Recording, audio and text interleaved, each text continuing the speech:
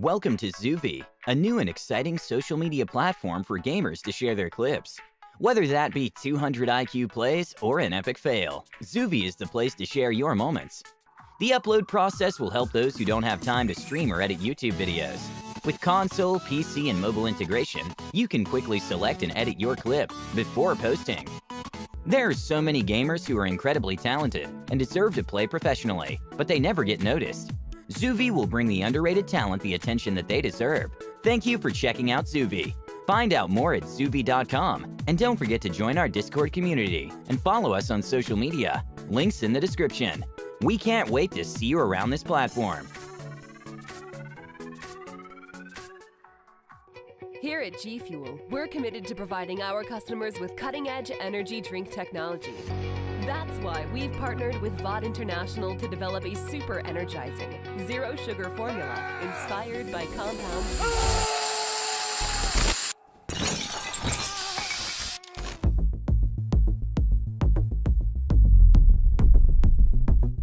VOD International and G Fuel, helping to make you super.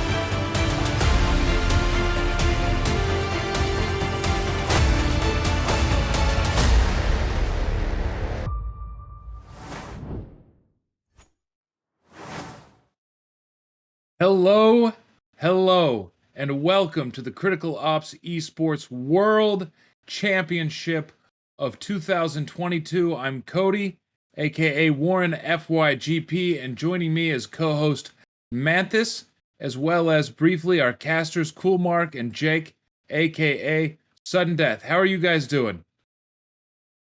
Oh, we're just doing dandy over here. Very excited for this America's Clash Up, but we're appreciative that we have so many people helping us from behind the scenes, and excited to see some great Critical Ops today.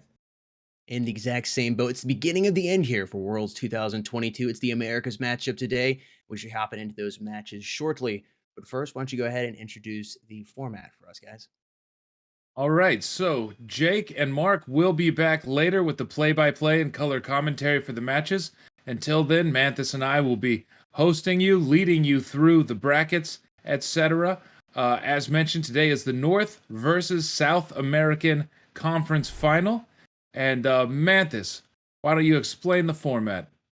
Yeah, so the format is popping up here on screen for all of you to see. We have gone pretty far in the tournament, but we'll go ahead and take a look just so y'all can know how the teams got here. We started off with the preliminaries, where the 32 teams divided into 8 groups, and it was a double elimination format with the top 2 teams from each group advancing towards the conference rounds. And that is the round we're in right now, the conference rounds. So moving forward from the preliminaries, we go to the top 16 teams, and it was divided into 2 brackets, an Americas bracket and a Eurasia bracket. And that was a single elimination format. The winner of each bracket moving on to the grand finals ultimately. The match we're having today is the Americas Conference Finals, this best of 5 you can see there. And the winner of this match will be moving on to face off versus Rain in the grand finals. And that is going to be, again, the winner of this match versus Rain. They were the winner of Eurasia. And that's going to be a best of 7 played over 2 days. The winner is going to be crowned the champion of Critical Ops.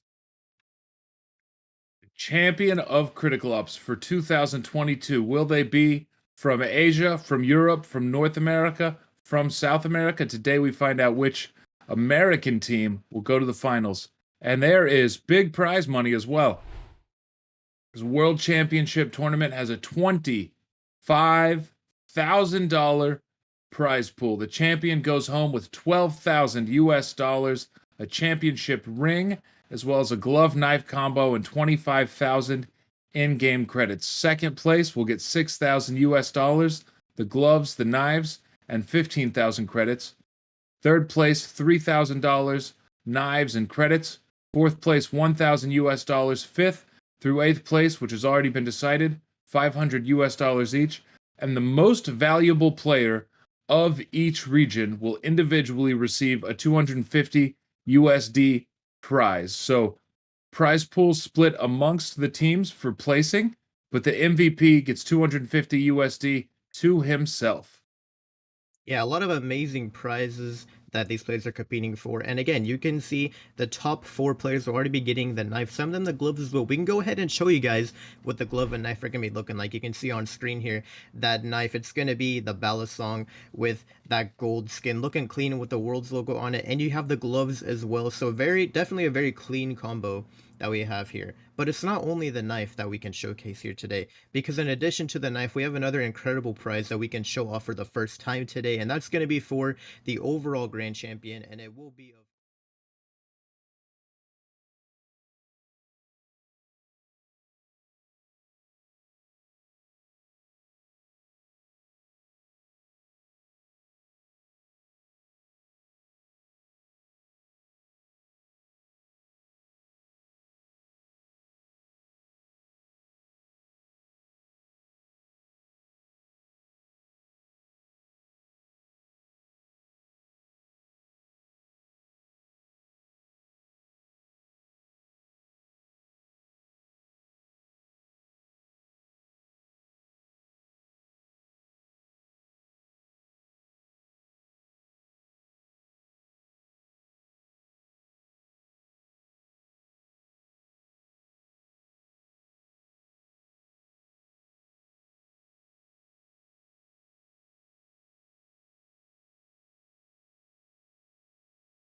because we are getting closer and closer to finding out who that champion is. November's schedule popping up on screen here. These are all the games that we already had in the past. You can see we're currently in the conference rounds. We played conference 2 last weekend with the Americas and the Eurasias, and we were able to determine who's moving forward into this round as well. You can see the December schedule popping up. Yesterday we did have that finals for the Eurasia region where Rain ended up beating Crossfire 3-0 in a best of 5. Now today we have the conference finals for North America and South America. It's going to be XENOCIDE versus Evil Vision. The winner of that game will be moving on. I guess everyone is still moving on to another game because we still have to determine the 3rd place winner next weekend on Friday, December 9th. And then the grand finals taking place over 2 days on Saturday and Sunday, December 10th and 11th. Absolutely, and I want to congratulate all the participating teams, the top 32 that made it into the tournament. We're down to 4 now, but you can see here on the screen right now the 8 teams from Asia, the 8 from Europe, the 8 from North and South America each that made it into this tournament to get us where we are today with XENOCIDE versus Evil Vision for the Americas Finals. Yeah, and again, there's been a lot of teams. We started with 32. We're now down to just 4 per 1 per region, 4 teams in total. So every region, 7 out of the 8 teams have already been eliminated. We've made it pretty far into this tournament. It was pretty incredible, a pretty incredible ride to see all these teams, fight their way in the tournament, get eliminated, some of them move on, and we're already down to only 1 team per region. So it's already very exciting so far. Absolutely. And why don't we just look at the ring again for a second? Just a sharp-looking accessory. Do you wear jewelry at all, Memphis? I don't, but I'm telling you, this would be the first piece of jewelry I'd wear. I'm jealous right now, dude. I mean, it says Critical Ops on the inside. It's got the world's. It just looks. Sometimes, being nice and simple, it's the perfect thing. Like if it's simple, it's clean. I want this ring. I don't know what to say. I am jealous, and whoever gets first place will be able to wear it. So I'm definitely, excited to see some of those players. I hope they'll be posting pictures with them wearing the rings once they get them, because I want to be seeing some of those. I forget. In the Lord of the Rings, was the inscription on the inside or the outside of the ring of the one ring? In all honesty, I am not 100% sure. I think it was on the inside. Either way, it looks good. But let's check out the America's Conference bracket to see how everybody played to get here where we are in the America's Conference Finals. You can see XENOCIDE overcame Underestimated and Mobility, 2 very, very strong teams. They actually beat Underestimated 2-0 and beat Mobility 2-1 in a best of 3. And Evil Vision, also a very, very, very strong team, beat Flawless, nonetheless 2-1, a full best of 3, 3-game best of 3 series. And then last week beat Blackout X 2 maps to 0. So both teams coming in strong with a history both long term and recently, of overcoming very strong competition. Yeah, again, it's kind of the clash of titans right now. You have Xenocide versus Evil Vision. Again, this is the only match that we're going to be having today for Xeno versus Evil Vision before we move on to the grand finals and the third place matches next weekend.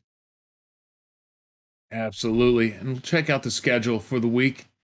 This is the last stream of this weekend, and it's right now. Xenocide versus Evil Vision, starting at 3:10 p.m. Eastern Standard Time. So here we are, 5:10 p.m. BRT. Exactly. We do have some exciting matches, but first let's go ahead and talk about the smart voting system. Now, if you guys haven't already know somehow, you haven't been watching the earlier rounds, we do have a voting system. If you visit that link at the bottom of the screen, play.mobileesports.org/dashboard/voting, you'll be able to go there and vote for your favorite teams and try and show off your prediction skills. And guess what? There are COPS credits as the prize pool as well. If you're in the top 10 leaderboard of those points, then you can go ahead and get some credits in game as a prize. So maybe you want to pick up some of those black metal cases. You want to buy an operation, maybe even save up some credits for that world's knife. Whatever you want to do, there are plenty of ways to get credits through this voting system. Again, you don't have to spend any money or anything. You can just go ahead and vote for your favorite teams, and the top 10 in the leaderboard will be getting those credits. So make sure you guys are voting. Again, it's going to be that link at the bottom, play.mobileesports.org/dashboard/voting. You're still going to be able to vote for next weekend matches as well. So definitely make sure you guys are trying to show support for your favorite teams. Absolutely, yeah. Get on there, head to that website. And it looks like we're getting ready to load in soon-ish to the Xenocide versus Evil Vision Best of 5 North versus South American Championship. Let's check out the map vetoes.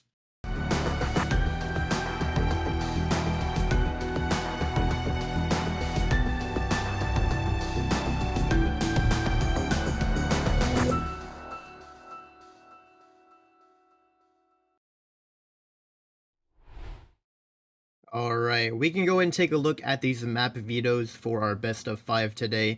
Again, we're going to be having a lot of cross-region gameplay happening between Xeno and Evil Vision. So let's take a look and see what map is going to get crossed off first. It's going to be Port on the side of Xenocide and Soar on the side of Evil Vision. Those maps are getting that left swipe. They don't want to be in here anymore. Then we have Village and Legacy as well getting knocked out. So a lot of our newer maps in the game are getting eliminated, which is going to bring us to our 5 maps that is going to be played. We have Canals chosen by Xenocide, Raid chosen by Evil Vision, and then our next set of decided maps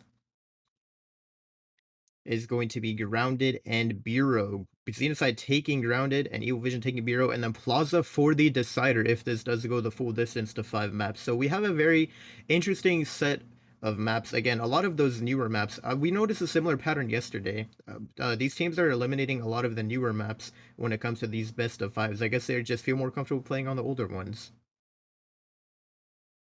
Yeah, I believe so. I know Port is a smart band. Port is Evil Vision's best map by far, almost completely undefeated on it. Soar and Village just bans. Maybe either team is less practiced. I'm happy to see the Legacy ban. I know Legacy is a staple of competitive play, but tends to be so coalition-sided. Our first 2 games are on Canals and Raid. Canals is such a fun map. There's so much room for strategy on both the coalition side and the breach side. So much potential for early contact plays in mid. Can be so difficult to control mid. Without mid, the rotations between bomb sites are so extraordinarily long on that map. And then Raid, Evil Vision picked Raid. Raid for the longest time, for years, was a distinctly South American map. You never saw it in any other regions in competitive play, but this year we actually saw Raid chosen in about 20% of games in the North American region. So Xenocide should be a bit more prepared than they may have been last year or the year before, but I'm excited to see a South American team play against a North American team on Raid. That's going to be great. Yeah, a lot of great matches coming up. Why don't we go and take a look at these player statistics for the lineups, just so we can sort of get a look at how the stats compare when you look at Xenocide versus Evil Vision. First, looking at the Xenocide lineup, we can go ahead and look at the ratings for all of these players. Again, they've kind of been the dominant force of NA in the past for a while. And you could just tell by their ratings. I mean, they have a lot of maps played. They have high win-loss ratios. Their ratings are all pretty high. a lot of amazing players on the side of XENOCIDE. We can also take a look at their previous tournament standings. Again, I've said before, they've been the previous champions of North America. Again, emphasis on the previous, because recently, not so much. They didn't compete in Circuit Season 4 or in Embers of Victory Season 2, and in Circuit Season 5, they placed pretty low. So if you go back before that, though, they were the champions of like season 1, 2, and 3, I believe, or it might have just been 2 and 3. But either way, they've been known in the NA scene for a while in the past, and a lot of people were surprised that they were able to pull through in the end despite their recent lack of performance. But XENOCIDE, they've come pretty far, and we can also look at their map statistics here and just see how they're going to be performing with their win-loss ratios on the 5 maps for today. But overall, it's good for them. All of the maps, they're positive on them. 75%, 67%, 77%. I mean, these stats are looking great for XENOCIDE. Again, they are the staples of NA, but we're also going to have to take a look at their opponent's Evil Vision here. Yeah, absolutely. Evil Vision is statistically an extraordinarily powerful team. As we bring up the players and you look at these win-losses and ratings, 3 players above an 80% win-loss, and that's across 65 maps for Metal. Metal with a rating above 2.0. That 2.06 rating is the highest in the world, and it does mark him, at least according to that number, as the best player in the world right now. But as you move down the list, all 5 of the most common players of Evil Vision have above a 1.5 rating. So at the very least, these are players who can shoot. They happen to also be tactically very sound. This is a powerful and a frightening team, and we can see by their results. Yes, they didn't play in Critical Ops Circuit Season 5, but in Season 4, or Embers of Victory Season 2, but in Ops Circuit Season 5, they won everything. They beat Blackout X, the reigning champions, in Main Tournament 1, Main Tournament 2, and in the final tournament. So absolutely the kings of South America right now. I mean, you're definitely not wrong. They are the kings of South America, and their stats are already looking better than these. Wow, look at that. 100% win rate on Canals, our first map. Evil Vision definitely looking better. Again, it's kind of hard to say. I mean, obviously Canals, they're higher, but the rest of them, like, the win-loss ratios are pretty similar, you know? Like, it's all, like, in the 70s. I will say probably a little higher for Evil Vision, but the stats are interesting because you have 2 regions. They're clashing with each other, and they're both the best in their region. And so when they fight each other, it's like, we're the best, and we're also the best. And so it's just it's hard to tell who's going to win coming into this because they both have such good raw statistics to back them up. Yeah, and let's check out the player matchups, that 100% win rate on Canals. That's going to be scary because that was XENOCIDE's first map pick. You see Scott leading the way for XENOCIDE. That 1.59 rating is a great rating. Scott is a great player. And then you have to compare him to Metal. That 2.06 rating, Metal is just absolutely terrifying. Pretty much the only player you could put, across the slide from Scott here and have him dwarfed so heavily, higher in rating, higher in KDR, higher in win rate, 84% to 71%. The only advantage is Scott has one more competitive map played than Metal. Yeah, I mean, incredible statistics from both of these players, but like you said, Metal, again, he has the best stats in the entire world. So I'm not surprised that that's how it's looking for him.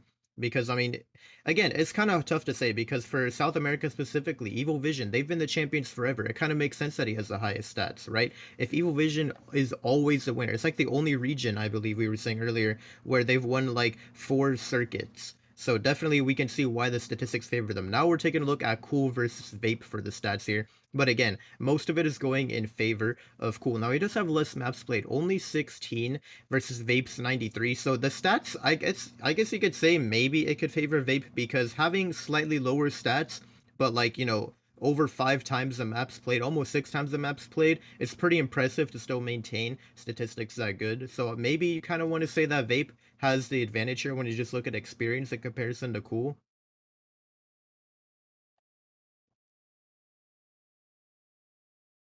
Yeah, absolutely. And here we go into the third player matchup. I believe it should be coming up shortly, and it's going to be more of the same story. An extraordinary North American player against a somehow statistically even better South American player on Evil Vision. We see here Josh with a 1.343 rating, making him part of the best team in North America. Absolutely, a 72% win rate.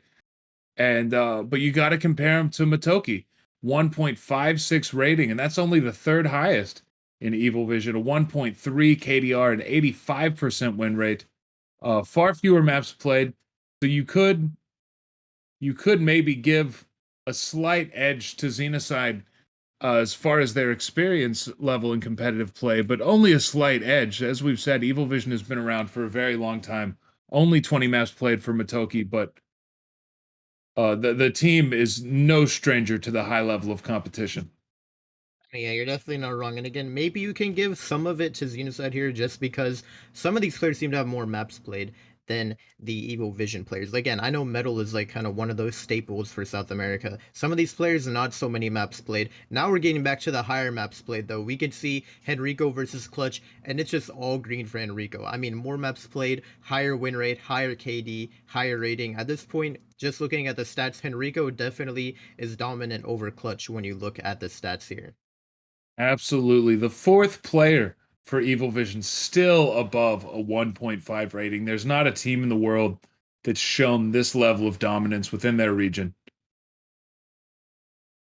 Yeah, and I mean, again, just having all green, and this is the first time besides the meta where we've seen, high maps played and a high win rate like that. So just seeing the raw stats be there for Enrico is pretty impressive. But again, there's so many players on the lineup, so it's going to be wavering a lot as we continue to look at more of them. And the next player is popping up here. XENOCIDE versus Evil Vision. It's been kind of back and forth between them overall. It's kind of hard to say who we think is going to be like, it's hard to predict going into each player matchup who's going to have the better raw statistics. And there it is. We have Mir versus Kawabi. And again, we have another similar situation from before. Kawabi, higher statistics, higher KD, higher win rate, less maps played. I would say probably not. They're a lot closer than some of the other ones we've seen. So I think that I kind of got to give it to Kawabi here. Again, Mir does have more maps played. He is also more of an OG. I believe one of the only players in this tournament who's been to a LAN before. So definitely he has the experience to back him up.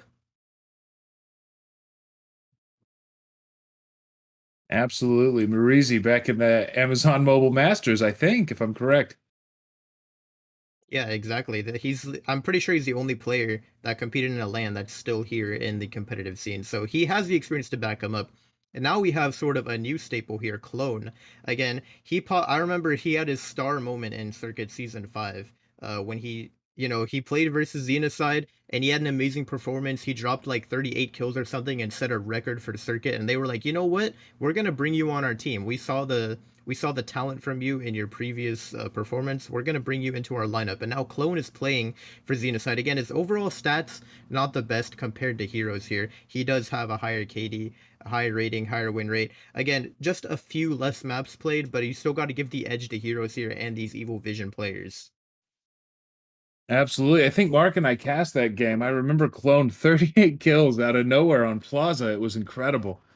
And here's Day, long-time North American player, staple of the scene, 1.15 rating. Only 19 maps played with XENOCIDE, but Day has seen plenty of maps and plenty of servers in his time. And Rafa, 1.38 rating. We finally go below 1.5 for the side of Evil Vision, but Rafa plays entry frags, so your KDR is going to be a little bit lower from there. But again, all green for Evil Vision, higher on the rating, the KD, the win rate, and the maps played. Yeah, I do gotta kind of, just because I am North America, I know who Daylight is. He's kind of an OG. I see why he doesn't have the maps played. He hasn't competed in a while. But Daylight, I think he was one of the best players back when he used to compete. So I do kind of got to give him some credit. Because I know that he's an OG in the NAC. Now we're looking at Synoptics versus Viz. Now this time Viz is going to be XENOCIDE who take green for the most part. We see the KD. Again, we're kind of at more of the bottom of the roster here. We can see not as many maps played, not as high of a KD and rating and stuff like that. Again, Synoptics with only 2 maps played. But yeah, pretty much the only time we've seen just a player versus player where XENOCIDE was mostly in the lead But that is pretty much going to wrap up our player matchups as we get ready to hop into map number 1, which is going to be Canals coming up next, and take a look at the server. It's going to be on BR11 as well. Now, we were talking about how it's the best map for Evil Vision. They had 100% win rate on Canals, and they're playing it on their server. I don't know about you, Warren, but just looking at that, I gotta say it's a recipe for disaster for XENOCIDE coming into map number 1. I don't think they're going to be pulling this one off. I've got to give it to Evil Vision as well. I favor Evil Vision in the matchup. Certainly, the wild card in every single game we're going to watch today is that both teams are so stacked with talent. You never know when somebody's going to randomly pop off and drop 30. They're every single team, both teams have 5 players capable of just having an absolute hero map and going nuts, and that really would skew the balance. Yeah, we can also take a look at what the community thinks. Now, again, this is from that smart voting system we talked about earlier, and it's actually pretty even, you know? Which, again, I know when we saw the game yesterday, it was a lot more lopsided towards Rain. Today, we have a much more closer voting happening for the America's Conference Finals, and this should be interesting because XENOCIDE and Evil Vision, they're close. It's only a 10% difference in points, so a lot of people think that XENOCIDE might be able to pull it off. Again, when you have two teams that are amazing and they're just like the staples of their scene, it's hard to predict who's going to be winning it. So it can definitely be a little difficult to just say, okay, you know what, we're going to lopside it towards one team. Again, I know Evil Vision might have better raw stats, but when the teams haven't played versus each other too often, that's just how it can be. Now, again, I do believe XENOCIDE have played versus Evil Vision one time in Embers of Victory Season 1 for the finals. It was going to be that best of 5. And they did end up losing 3-1, I believe. So XENOCIDE have lost to them only once before. Absolutely. And let me welcome back Jake, Sudden Death, and Mark. We're going to pass it off to them. We're getting ready to load into the game. Take it away, guys. Thank you, Manthus. Thank you, Warren, so much for the introductions of the teams. Yeah, I think this first map, Jake, is going to be really interesting. I think to note, we did see that XENOCIDE, right? They did pick Canals. It is on the Brazil server. XENOCIDE have 10 wins and 3 losses on this map, and Evil Vision have about 2 wins and 0 losses. So that's why they have that 100% win-loss ratio. But still, either way, Jake, as we get into this knife round, I mean, what are your thoughts going into this? This is going to be exciting. Well, I was going to give a little thoughts, but I just got worried. It's time to hop on into the knife round. So let's go see what's happening there. We can figure out which team's starting on which side, and then let's go into that.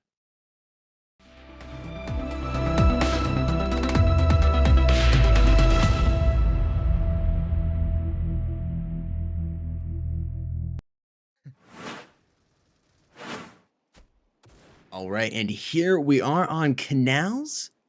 A little rainy here in Amsterdam. Team's just about to knife. Again, as we were talking about, Evil Vision had a 100% win-loss ratio on Canals, but they've only played it 2 to 3 times in a tournament setting. It's really interesting when you look at Evil Vision. They have like a core 3-4 maps that they play a lot on, where you go to XENOCIDE and it's definitely a lot more spread out across the board, where they've played a good amount of time on every single map. And this is a map that they have a lot of experience. I mean, you're talking up to like 15 to 16 times played in a tournament setting, and they do have a positive win-loss ratio on that. I think it was like 70% or close to that.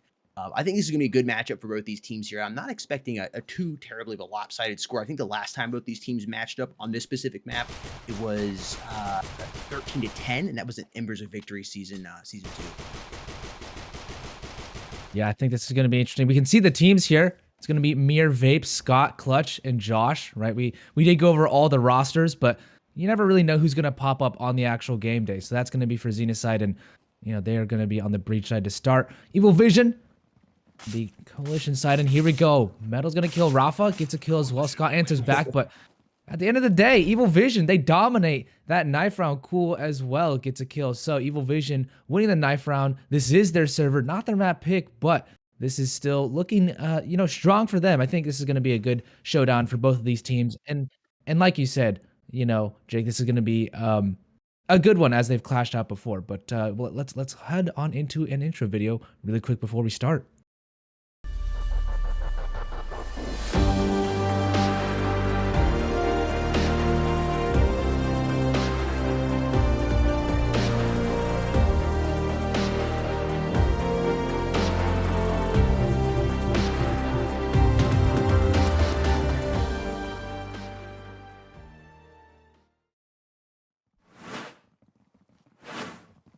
All right, map 1 is now underway. Here we are. Good luck, have fun to both teams on Canals.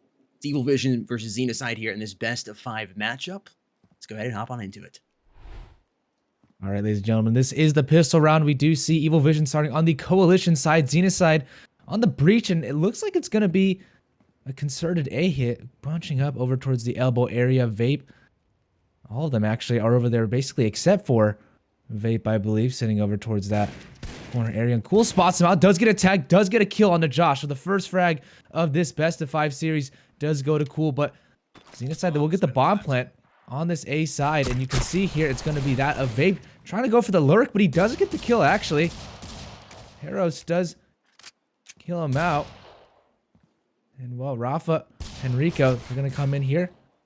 Let's break that armor. Henrico trying to find multiple targets. He does get the kills as well. Heros finds another, and Henrico, they just absolutely annihilate the offense. And XENOCIDE, I mean, they do get the bomb plant, but not a single kill picked up. Evil Vision, a clinical pistol round retake. Oh, he's a clinical, absolutely surgical precision there by Evil Vision, taking the pistol round, going to give them the advantage coming into round number 2. XENOCIDE, though, on this breach, they got the bomb planted, and as long as they can continue to do that, they lose these first few rounds, but they get that bomb planted. It's going to continue to help them in the cash situation. So towards the end of the first half here, they'll have a little bit better cash than they could if they don't get that bomb planted. So that's definitely going to be important for them to get those bombs planted consistently here over the next few rounds. Yeah, I think that's exactly what XENOCIDE's going to aim for. I mean, they didn't buy out anything, and Mir's already taken out. Vape, I think, the only one with an upgraded pistol. And Cool, a 3K so far. Can he make it any more? You can see he's flexing that circuit victory skin. Hopefully, he'll have another skin to flex. That's a 4th. Can he go for the ace? No. Here's will close it out, but still a very quick round, and XENOCIDE now should be able to buy. Curious to see what they'll go ahead and pick up. Looks like SG is going to be coming in for them, and Clutch pulling out the Scar. I'm curious to see how Evil Vision responds to that. They're going to stay here on bonus and stick with those M4s that they had from the previous round. Go ahead and help their economy situation out a little bit. And we are now underway into round number 3. Bomb seems like it's going to be heading up B long towards this B site. Yeah, triple B setup, right, with the one over towards Sniper's Nest. It's going to be Henrico, and you can see the double players over towards Cafe, Rafa, and Cool. Vape spots him out, but the nade doesn't really do huge damage, so it will be Evil Vision to retreat back a little bit. Don't want to get over aggressive, and Henrico's going to play that rotation over towards Coalition stairs. But I just love seeing the silencers on the M4s now. I know this was added quite a bit ago, but still makes me happy that this addition is there. Clutch with the bright skin, and Josh does get a first entry. Rafa, though, does find Mir at the other side, and so this is going back and forth on different sides of the map. Scott does find Metal, but the bomb is dropped over towards B long, and Rafa, now the man to hold this B site, is going to have to contend against 2 more players, but Heroes does take down Vape. And Jake, this is a very precarious situation. 40 seconds left. Yeah, XENOCIDE needs to go ahead and make that move over to the bomb side. They do have the man advantage, which they do know. But it's time to go ahead and get moving. There's one player over here on A. If he can win this gunfight, it's player number 8 here, Scott. If he can win this gunfight, that'll be huge. And he's able to do it, and you should see them push quickly over to this bomb site and try to get the bomb planted now. Not even gonna have time to do that, as Josh is able to pick up the kill there on Rafa. And that is the first point there on the board for Team XENOCIDE.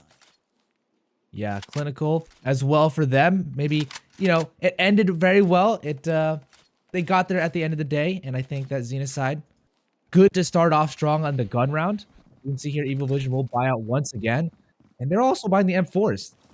They're continuing to stick with it. They don't necessarily maybe need the AUGs, but XENOCIDE playing a little bit of a slower breach side to start. Yeah, going with the M4 is just a little lower in cash, which is going to be a little more difficult for them to compete with these SGs and Scars of XENOCIDE. You can see Fate has actually pulled out a Scar as well. And that's how deadly that gun can be. Dang. Got a scope as well. Cool, though, answers back. He says, I'm going to get vengeance from my teammate. So Vape is out of the round.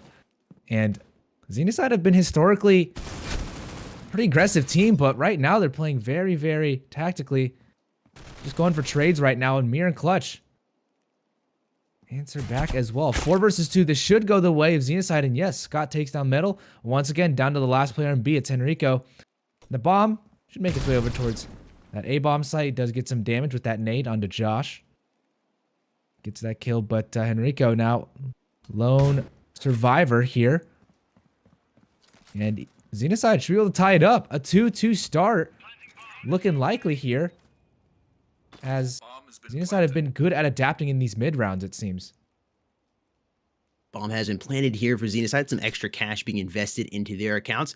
Enrico looking at what he can try to pick up. I think he's going to try to save this round. We'll see what he can do. He's going to have an altercation here with Clutch in the bottom of Cafe here. Armor is low for him. He's going to definitely have to land the first couple of shots. I don't believe Clutch has heard him. Now Enrico's walked back upstairs. He's got to be so careful not to creak any of those boards. Oh, thought he had. Yeah, it's like ships passing in the night. They're right next to each other, and they don't want to necessarily engage with one another. So Clutch might actually be the first one to aggress. Henrico almost made it up there, but no, I think they'll both stay alive. Henrico will carry that SG, moving on into the next round, but Evil Vision won't have money to buy. So XENOCIDE, they could take the lead here. And we were all talking about how XENOCIDE maybe didn't really have a chance because they had a lower win percentage, but they've played this map far more than Evil Vision have, actually. So they have more experience. Maybe they've had a couple losses, but they've played it 13 times versus the 2 times of Evil Vision. So we'll see here if any fatigue comes out later. And yeah, you can see there, win rate obviously higher, but Evil Vision have just played it less. So early days here is Clutch and Mir. Oh, the Scar. So mean. They're digging it. Yeah. Really can tear you up. Rico. Shots from these Evil Vision players are just on point. Something I've seen Evil Vision struggle with a little bit in the past, though, is managing their economy. I think it's something that XENOCIDE is definitely better at, and Evil Vision's definitely going to need to do that if they want to be able to stay in this long game with XENOCIDE here. Down to 3 versus 4. There's another player going down here. Evil Vision losing heroes. Clutch picking it up with that Scar. Definitely the momentum seems to be in favor of XENOCIDE. They're playing it very slow. Coalition beginning to move around through Coalition spawn. Oh man, Henrico's just fast. He's found 2 already, trying to go for his 3rd over here by the red truck, but it's Scott who's going to pop his top. And there it is, XENOCIDE leading for the first time here at map number 1. Yeah, two kills for Evil Vision with nothing really bought in. Henrico carried over that SG, got, with his teammates 2 kills. So nicely done there, but this is, considered a gun round. We'll see more than just M4s here from Evil Vision. Henrico picks up that AUG, and Cool has that Scar. So let's see if these Scars can contend with each other. We got Vape and Clutch to hold that Scar as well. Let's see if there's any action. It seems like there might be something over towards Elbow. Rafa wants to peek out, but that smoke will deny vision. Clutch now trying to spam through, but Henrico's already gotten that first kill. Josh out of the round. And so Evil Vision finally with one of the advantages. They haven't had an advantage many times yet in this game. It's mainly been XENOCIDE to get those first kills. So can they capitalize on this? Can they hold down the bomb sites? They have a hefty defense over towards A right now. Gonna rotate over towards B, but Heroes again chimes through. Scott taken out. Yeah, when do you go pick that bomb up, just hanging down in tunnels? I thought the player was going to move down there, but seems they're just going to play for kills. Cool, going to find Clutch and Vape going down to the hands of Heroes. And this round is basically cleaned up, unless Mir can go ahead and make a mess of it for Evil Vision. 46 seconds left on the clock, has 4 players to contend with. If he's able to clutch this up, this better go on Zoovi if I were him. 49 HP to his name, just a helmet left, and he's missing a whole bunch of shots. And there is Metal. Gonna press him into the corner. Yeah, we did just see that, Mir. The whole stream just saw that. Unfortunate, but it happens from time to time. Even the best of the best have their moments. Yeah. Yeah, you gotta remember the sock trick. Take the sock, just clean the screen off. That's what I used to do back in the day. I'm sure people have better cloths for that now. Get rid of the sweaty fingers, the nervousness, right? But yeah, exactly. It's all in good fun. But there's a lot on the line here. You can see Henrico. He's moving with his teammates, and they're going to just double the kills. Is there going to be another one? Who else is going to peek out over towards stairs? Someone else. Come on. They're just looking for more kills right now. I'm not sure what the vision behind that was from XENOCIDE. Vape and Clutch just peeked out, but they weren't even looking at stairs, I don't think. They just got taken out. No damage taken from the Evil Vision players, so... Oh, Cool is now getting spammed through the smoke. He does not want to be there anymore. And Rafa. Look at the way his crosshairs are positioned. I mean, somebody comes around that corner there and just boom. his top's gonna be popped. He's perfect. Perfectly positioned, but it's not looking like XENOCIDE's going to make their way on over towards B long anyway. At least the bomb might sit over towards spawn right now. Mir, the one player to engage, if at all. Rafa, I think, spotted him out. Yes, he knows that one's there at least, but won't get peeked out again. So, Scott now with that scar. Just try to look over towards elbow. Hopefully someone aggressive can use that scope to maybe spot out someone early, and Metal might be that player, but it looks like XENOCIDE have their work cut out for them over towards elbow right now. Metal's gonna get one, gonna get two. No, Mir actually finds one back in return, but Heroes will shut both down. So 4-3, and Evil Vision looking strong right now. This is what we were talking about a little bit earlier, the previous encounter in Embers of Victory Season 1. Excuse me, I think I said Season 2 earlier, but Season 1 here. 3-1 score. Evil Vision ultimately being the winner. And again, I think the matchup here was 13-10, if I recall correctly. And it was a Evil Vision win on this map. Yeah, good amount of change maybe then. Oh my, wow. Okay, cool. You are cool. Use those mates to his advantage. All those players, of course, having no armor, making it just that a little bit easier to go ahead and get dropped to find that frag grenade. Scout trying to be the glass cannon. He's going to get cracked, but Vape comes out with the scar and just shows how deadly this weapon can be. My God, he's got to pop the reload, though. That's the one con to using this scar. It does a lot of damage really fast, and of course, you have that longer range capabilities with it, but only 20 rounds in the magazine. It goes by quick. Yeah, he did get 2, which is nice for what he had available, but the flash just completely blinds him now. And yeah, look at the nade. Look at that nade. Oh boy. I mean, his teammate did soften him up.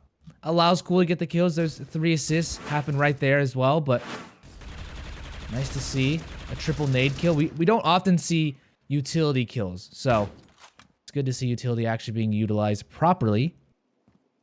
But right now, XENOCIDE bunching up heavily over towards middle. They're trying to take more position of the map, but at what cost right now?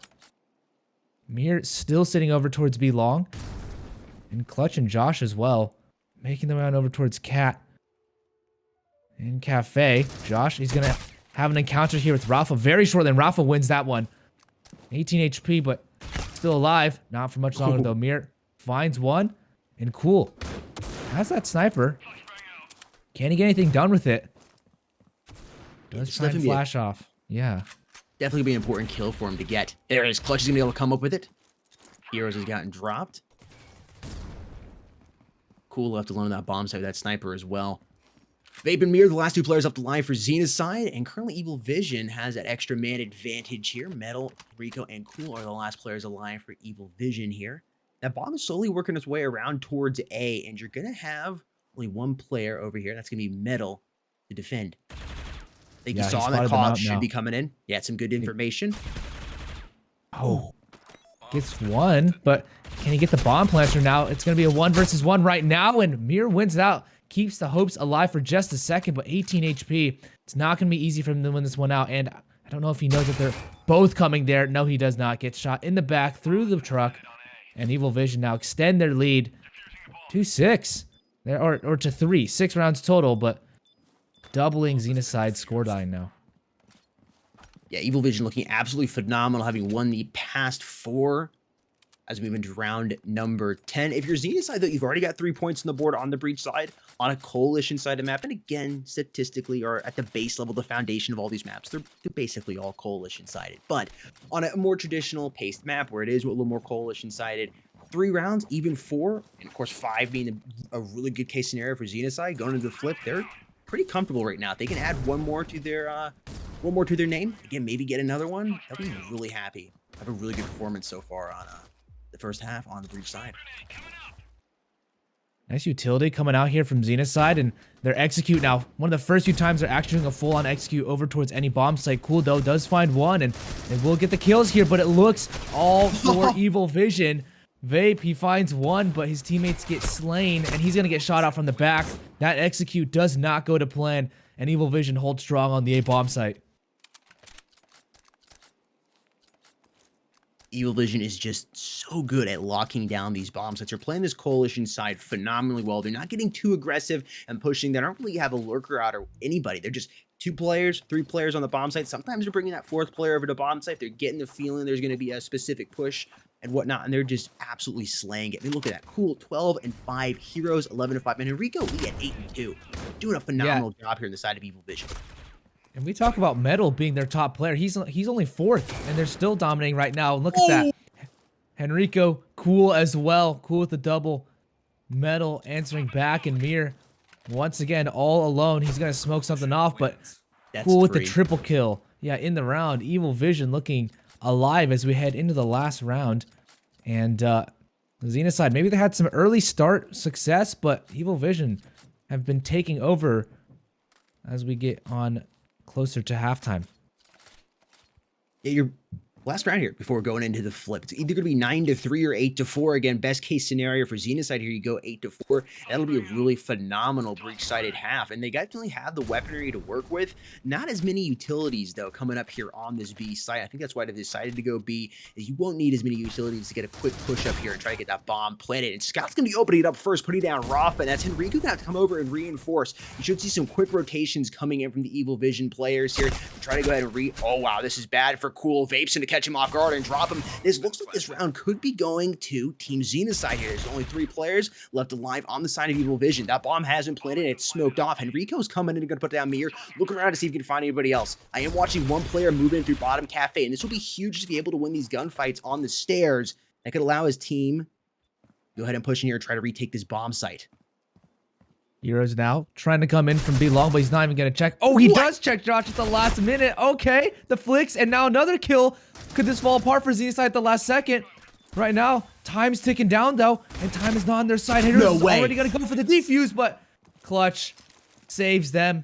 Always living up to his name. So, yeah, Jake, they do get that 4-8 scoreline. The best possible for XENOCIDE right now, but we will go into the switch, and now XENOCIDE on the defense.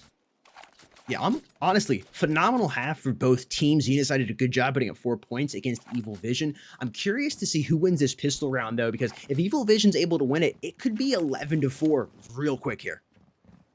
It is their server once again, so yep. Evil Vision have that ping advantage on their side, but we'll see here. XENOCIDE, they've played this map a lot of times, and they knew that this server would be not on their side going in, so we'll see how they defend here. Already, Vape taken down to little to no HP. And the bomb planted. Evil Vision playing for the anti-flash, playing for the retake already. And every second that ticks by is a second that means success for Evil Vision. Scott now goes in for 1 kill, but Henrico answers with the deagle. Metal as well finds that P250 kill, and it's just looking like decimation here for Evil Vision. XENOCIDE have had nothing in this round, just 1 kill on the Cool, but Henrico ends any more attempts, and Evil Vision 9 rounds now. Both pistol rounds have been won by Evil Vision, the one at the start of the game and now this one. And that really helps get those 2 easy rounds, or not easy rounds, but you get those easier wins. And then you're basically guaranteed the next one. And depending on how you play it, the one right after that, which can really help go ahead and get you that 13 score line a lot quicker. XENOCIDE really needs to get those pistol rounds coming into map number 2. They are full on pushing over towards A, and it does not seem to be working right now. The XDs do not get kills. In fact, they don't really do any damage before they get slaughtered by the Evil Vision assault rifles. The AKs coming out here for EV. So 10 rounds looking likely as they march on closer to a map 1 victory on XENOCIDE's map pick, but we're not there just yet.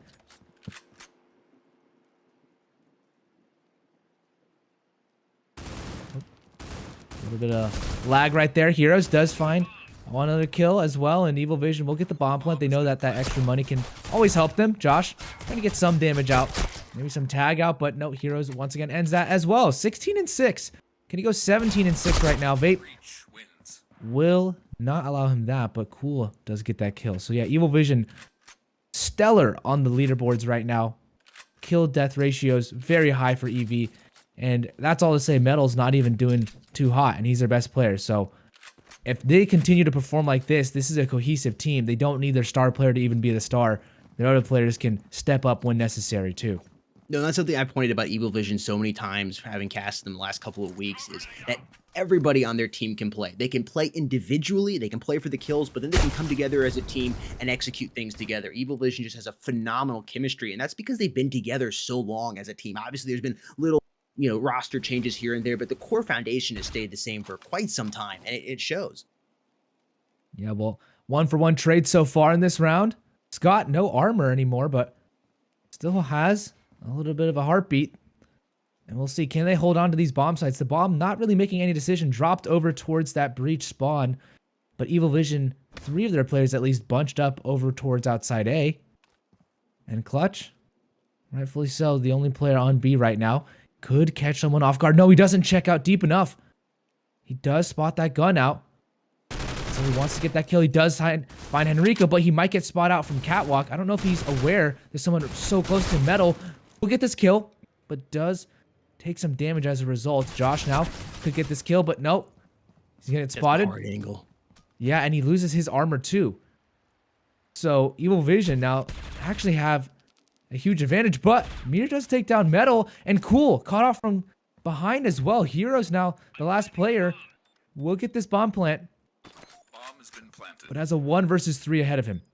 But he's got a little bit easier time here, these play. Oh, unless he gets caught off guard here. He does indeed. I was going to say, he's got a little bit of an easier time because Scott and Josh have no armor, and Scott also very low on HP, but it doesn't matter. It's Mir who comes from behind and is going to stab him in the back. And Team XENOCIDE is going to prevent them from going to point number 11. They've brought it back to only 5, separating both these teams now. Still a long road ahead of them, and too many angles to cover on that clutch, but XENOCIDE needed that, and Vape also still doesn't really have a ton of money to buy. You can see, I mean, his teammate does drop him a weapon, but it's not like they have, they're swimming in riches. Scott only with that light armor as well, so we'll see what these teams can do.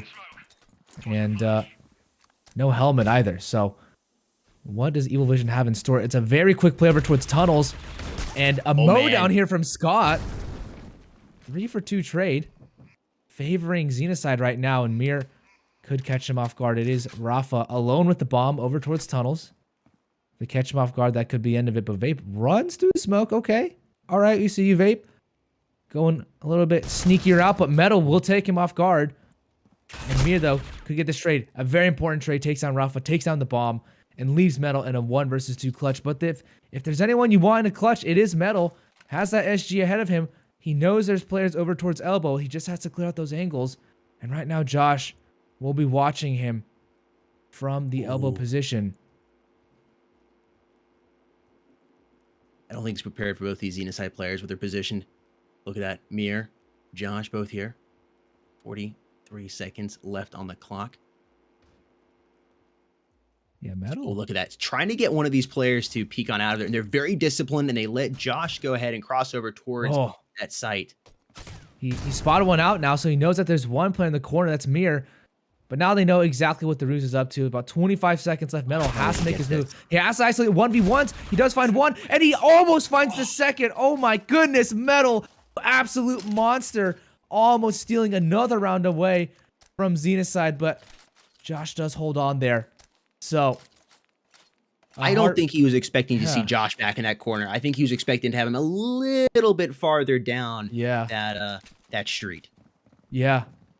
So that off angle does help Josh and helps them win that round, but by the skin of their teeth, they win one player staying alive, right? So it does come down to every single resource they have in the end. And Evil Vision now, with only pistols, this should be very much an easy round for XENOCIDE, and it looks to be that case.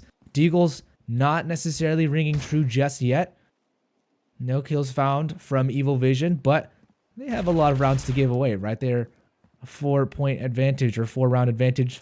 Could be cut down to 3, but Metal now taken out. So everyone from XENOCIDE staying alive, that's important for their economy. Yep. Yeah, disappointing if you're an Evil Vision fan that they weren't able to do any damage to XENOCIDE's economy. You got to be careful here on the side of Evil Vision. You took that early lead, you had a cash advantage, but as XENOCIDE begins to put a couple more points on the board and as more rounds start trickling by, that's when the cash on the coalition usually starts to get padded up, and you can get into these situations where you end up losing the last couple of rounds just because you have to go for broken buys or eco rounds, and the coalition just easily able to clean up. So that cash management, like I was mentioning earlier, Vision's really gonna have to work on. all those flashes. I don't think XENOCIDE is very happy to see it. You can see players rotating on over, but Josh finds one. He does get taken out though, and Mir, he's gonna have to switch out guns. Doesn't have the time to reload, and this is just chaotic all over the bomb site right now. 2 versus 2, Henrico. And cool, they do have control of the bomb site, but not of the bomb anymore. Henrico loses it. And now the flash comes out from Cool. Is he aware that both are going to be coming in from the exact same angle? He could pick up some nades. And he's going to throw that back over towards spawn area. It does do good damage, actually, onto Clutch, but doesn't get any kills just yet. And Cool now has to figure out what to do right now. He knows that there's at least one coming in from the spawn area. It does take damage. Actually, give some onto the side of Clutch. Could throw another nade out. Does that do more damage? Yes. Breaks the armor. And huge damage. Another kill, actually. Just down to Clutch versus Cool. He's used his utility perfectly now in the 1 versus 1. Who will win this one out? Who's going to walk through the smoke at the right time? Oh, they avoid each other. No way. Cool, now he's been spotted out, I think. And Clutch is just going to try to run through the smoke. He's expecting to see him behind. Oh, my God. Clutch doesn't realize that, though. Man, this is nuts. 18 seconds left, and he's gonna get the bomb plant somehow. Boy. Clutch is gonna go in for the side, and yes, he does get the kill. My goodness, these rounds going back and forth, and he goes to the teabag. Okay, all right, Clutch, I see you. 8 to 10 now. XENOCIDE pulling it back, 2-round differential. That's all that separates them now. XENOCIDE getting a little hyped up there. Clutch coming in once again and staying true to his name. 2 rounds separate Evil Vision from XENOCIDE right now. They were able to get that bomb planted, though, which is going to be good for their cash. You can go ahead and look over your full buys coming in. Cool, bringing out that ratio. I liked it a lot when he was on the defense, but I don't know how he's going to be able to play on the offense. I'm curious to see if I can learn anything from him here as he pops around the corner. I think he's about to have an altercation with Clutch. Oh, he finds Scott already. Oh no, that's such unfortunate timing there for XENOCIDE. They both, one got killed and then he was throwing a nade. And so XENOCIDE, off of just a misplay, are now in a 5 versus 3. So they're at a disadvantage. Amir does try and pull back a little bit, but Heroes through the smoke. He knew the tracers were there, and Josh carelessly taken out as well. So now just down to Vape. Evil Vision looking like they'll be able to pull that 11th round for themselves. And Rafa, well, he doesn't have to do anything as Metal will take down Vape. So yeah, Evil Vision now 2 rounds away from stealing XENOCIDE's map pick. Nice little clutch up here by Clutch. You know, that player there with Metal and Cool right by Sniper's Nest. And I've seen many teams do this, but Evil Vision, I think they just do a better job of it. They're one of the best that I've seen, where they have that sniper come out first, look for that initial kill, and then the player behind him who's Metal is staggered. And he comes out just after that the sniper shoots, just in case he misses or there's a second player there so he can clean up. And Evil Vision just does such a phenomenal job of that. That's something you're going to have to watch out for, that combo of Cool and Metal, or whoever the other player would to reinforce Cool. God, Rafa does not care about anything. He just walks through it. He said, no smoke, no flash. I got it. And yeah, Evil Vision, I mean, they have individual plays. They have the team plays like you just mentioned, right? Cool, Metal. And they can just frag out either way, a mix and match of both. And right now it shows exactly that. Evil Vision on match point now, 12 to 8. This might be a repeat of their victory last time they encountered XENOCIDE. And Evil Vision looking so strong now. I mean, XENOCIDE are looking desperate. Vape. Broken by coming in from them. FP6s. It's unideal, but it's what they have to work with. Definitely on this map. And if you're Evil Vision, you probably know that. So you're going to go ahead and push towards A, so you don't have to worry about working through Cafe where those shotguns can be located. And that's definitely what they're doing. Josh even catches players off guard, is able to pick up one, and Mir's also dropping down. Heroes double up the AUG in his hand. It's Metal Monster and Tree Elbow. You got to watch out for it. He's going to eliminate Mir, double it up with the SG. Looking for that third player. Scott making a little bit of noise coming out towards Sniper's Nest. And there should be the bomb plant coming over towards the A site right now. The man advantage is in favor of XENOCIDE, though. Yeah, they could still pull this one back. Evil Vision are not one to let something like this loose. Metal does find one. It's a 1 versus 3. Now he knows that there's one behind him and one in front of him. So he's gotten that information. His weaponry favors theirs, but his health does not. So he's going to bring the bomb perhaps all the way back. But no, the illusion that the bomb. He's got 10 rounds in his gun. Now he's got to pop the reload. Those sound cues should have come off. I'm surprised they didn't push him. Oh, okay. Spamming through the box. He knows what he can and cannot wall bang. And right now, does he have the crosshair placement properly? He spots. He knows once it was right. Yeah. Oh, but one drops off. Look at how he's just playing with him. Yeah. smartly goes for the bomb plant. He knows he has a ticking timer right now. That smoke might actually help him. He does get taken down to 3 HP. Can he win this one out? He has to go for the reload right now. And this will be very tough. He's in a tough position, and nope. Scott denies him that. Keeps XENOCIDE alive for one more round. And that was pretty close, I would say. A commendable effort from Metal. Yeah, commendable indeed. I want to point out XENOCIDE coming in with a broken buy, a couple FP6 shotguns pulled out, and what looked like was going to be a fairly easy round for Evil Vision, taking it 13-8. And XENOCIDE is able to pull back together and clutch it up and keep themselves in this game. And now they're got a fighting chance here. They got enough cash to be able to bring out some SGs and some M4s, go for the armor. They might still have an opportunity here to bring this score even closer and take it up maybe to round number 25. Yeah, Jake, I was going to ask if you've ever considered your rapping career, because I know for just about 30 seconds there you became Eminem and Rap God. So I didn't realize you had that skill in you. That was awesome. Awesome to hear the quick commentating skills, you know? This is for reference in the audience. Jake and I have not commentated a ton with each other, so it's always good to learn new stuff as we get on into maybe the last round, but Evil Vision now taking it slow. They have taken some quick rounds, and right now they're realizing, oh, they can just walk in anywhere. Metal does find one kill already. A very common thing they've been doing is just entering the bomb sites without any grenades, and it's been working slightly well for them. Mir does find kill on the opposite side of the map, and Clutch will get taken down. A 3 versus 1 now. XENOCIDE, is this how it ends? Mir, no armor, no helmet, 42 HP, and the bomb's planted all the way over towards B now. So this is looking nearly impossible. Evil Vision have just come out in spades, and they know exactly where he is now. I think they spotted him out, trying to go all the way around to corner him, and looking unlikely that he will be able to clutch it out. But Evil Vision coming out with the bang here. Here does find one, actually, but what more can he do? He's going to have to cross over towards spawn, and Metal will take him out. So Metal, at the end of the day, he does do very well. He ends strong. He didn't really start too strong, but he's going to end up at the top of the scoreboard. Classic Metal fashion.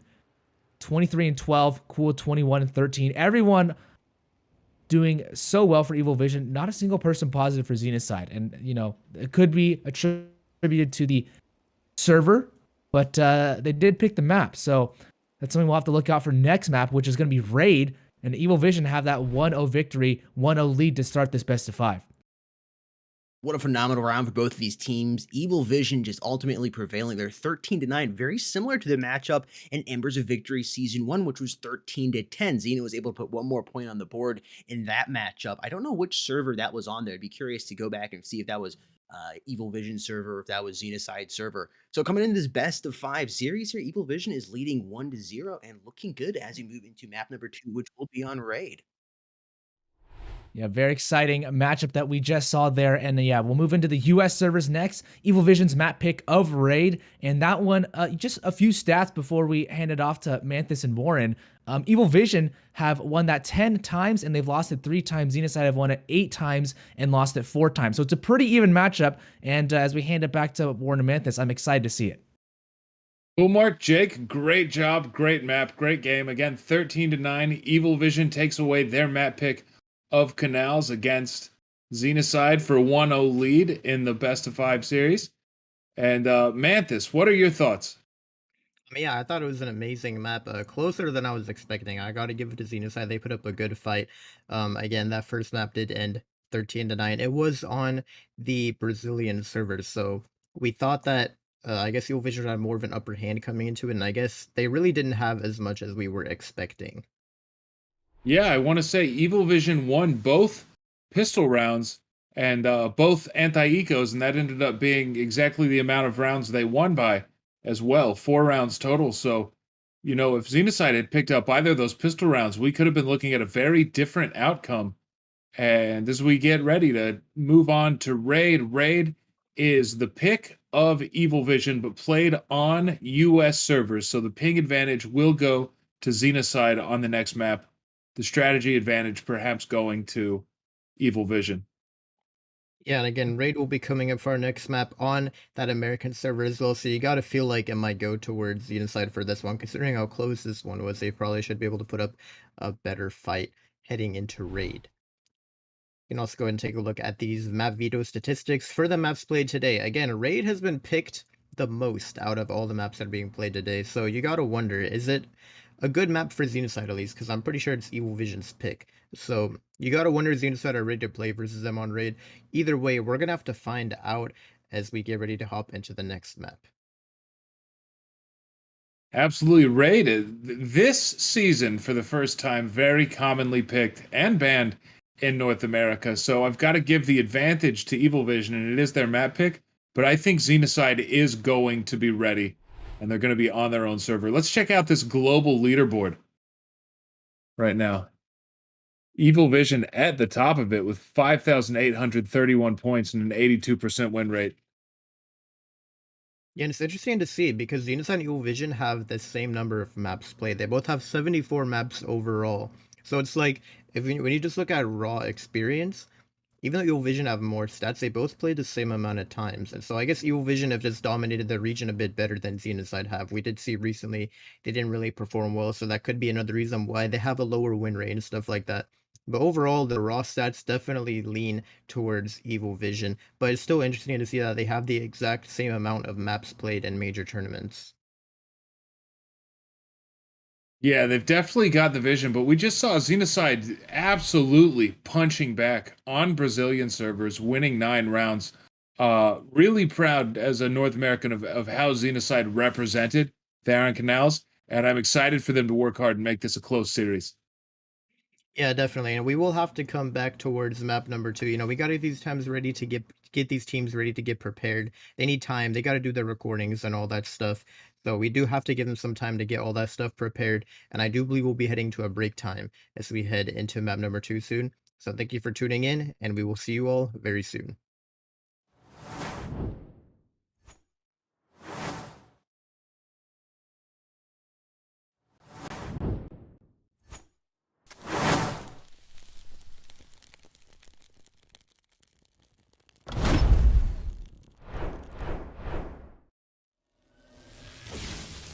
Just about a minute left here on the clock now. It looks like B is going to be the site of choice once again. You can see the bomb carrier over here. Reborn beginning to make his way up through B elbow. Brew getting a little aggressive moving down here. He's going to position himself perfectly here by the red truck. His teammate Hakeem over here working with the AUG. He finds one. One is actually going to put down Rex, but Hakeem is playing strong. They're doubling up on site with his teammate Twirl, getting a kill on Reborn. Now in this 1 versus 3, this should be quite easy for them. But across the 1 minute mark in round number 8. The bomb is moving over here towards 8 and about to have Hakeem. I think he's going to catch him off guard. They don't realize he's here. He finds one, trying to go for the 2, but he gets flashed. He's able to do a little bit of damage. His teammate Twirl coming in, staying strong, and is able to break the armor. Over there on McLaren. And then there's McLaren going down. And Twirl somehow is able to pick up the 2K. It's 7-1. Round number 9 is now underway. Crossfire is currently destroying. The 1 shot, 1 kill. And I don't think it's going to go into such a good favor this time around, considering it looks like the B site is where they want to go, and that's not good. I mean, it could be still a good move to make. It's like it keep still doing at least getting 1 through the flash and dealing some damage.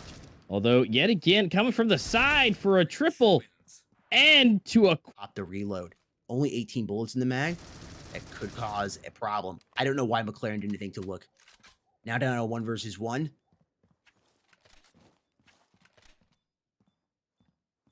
Whereas the time against him, that bomb is slowly ticking down. Sees the player over there in the corner. He's going to come out, lands multiple shots. He somehow is able to pick up the kill. And Twirl has just enough time here to defuse the bomb. And Team Crossfire are going to be able to go into the flip. evening it up. I'm sure he's going to come from the side too. Kind of the MO. Now they got the bomb planted. That's at least some extra cash. But now they have to get into the bomb site. And right now, I mean, they got a Scar sighted in. And then an SG from God. Just hanging out. It's definitely going to be a tough one. They definitely have some equipment coming in. But guess what? Oh my gosh. Uri doesn't need it. Or he's not afraid. Don't worry about that. One token shotgun being pulled out here area as well on Team Saints. You got to start managing that economy very, very carefully because you don't want to get into a situation where you get to round number 25 and it's like, oh crap, we only got 10K in the bank and we have to eco. You got to be careful, and Saints being smart, going ahead and taking that early eco. Kira striking first with that Deagle. McLaren finding Hakeem. These eco rounds are so important for these teams. And so far, they've even the body count board up as Gods is able to pick up a 2K inside of Cross. Rex, 83% health here and 78 on the body armor. Now, Gods is in a little bit more of a difficult spot. He's in that one-shot territory. No armor left, 13 HP, and quite a big dream here trying to hang in map number 1.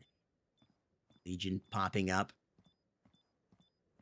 I think Rex saw him, and he's making the rotation over here towards apartment. He's going to make some noise and allow his teammate to come out and backstab him. Yeah, what a perfect play.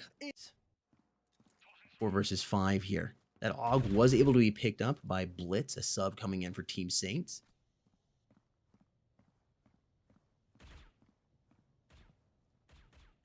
Got in a difficult spot. He's got 3 players about to pop out B-Long and 1 coming out of baggage. Oh, he's able to find the kill there on McLaren. He was low. He pops around the corner. He's able to double up on Blitz. That AUG is not going to any use here, and there's probably not much more Team Saints is going to be able to do. 17-5 here to work with team economy-wise. It's looking like they might go 1 more eco here, and I think that's a good decision by them.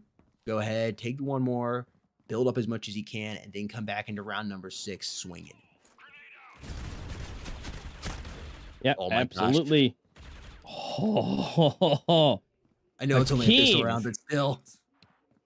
I mean, you got 4. They would have a bit of a better hand on grounded, seeing as they have 1 a lot more than 0, like they'd had on Plaza. So, and it looks like it's showing. They've definitely got it looking real nice, and I was about to go, it might be, but definitely not. It's definitely going to go to the side of Saints at this point.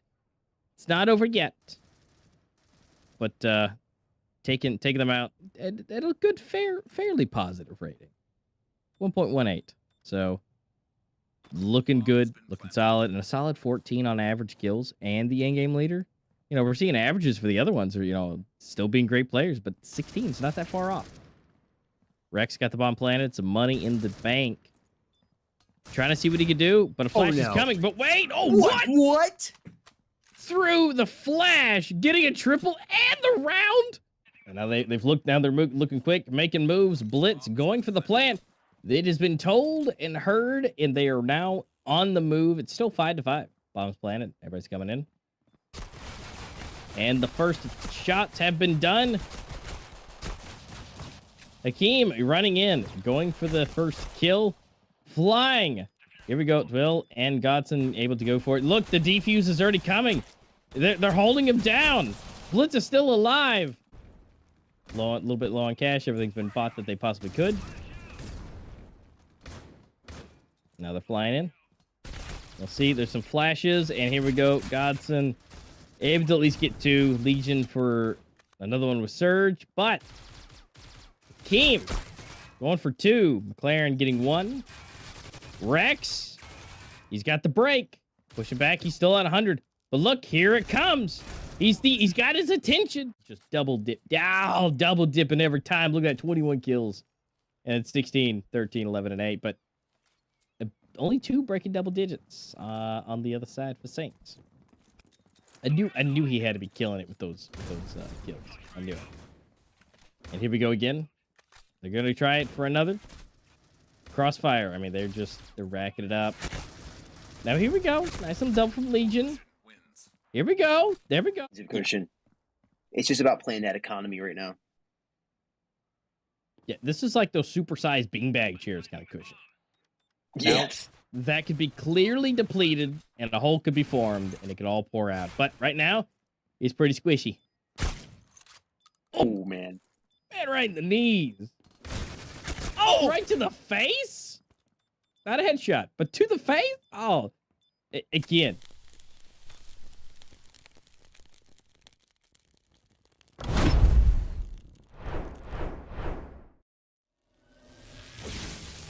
Pretty much playing on retakes here.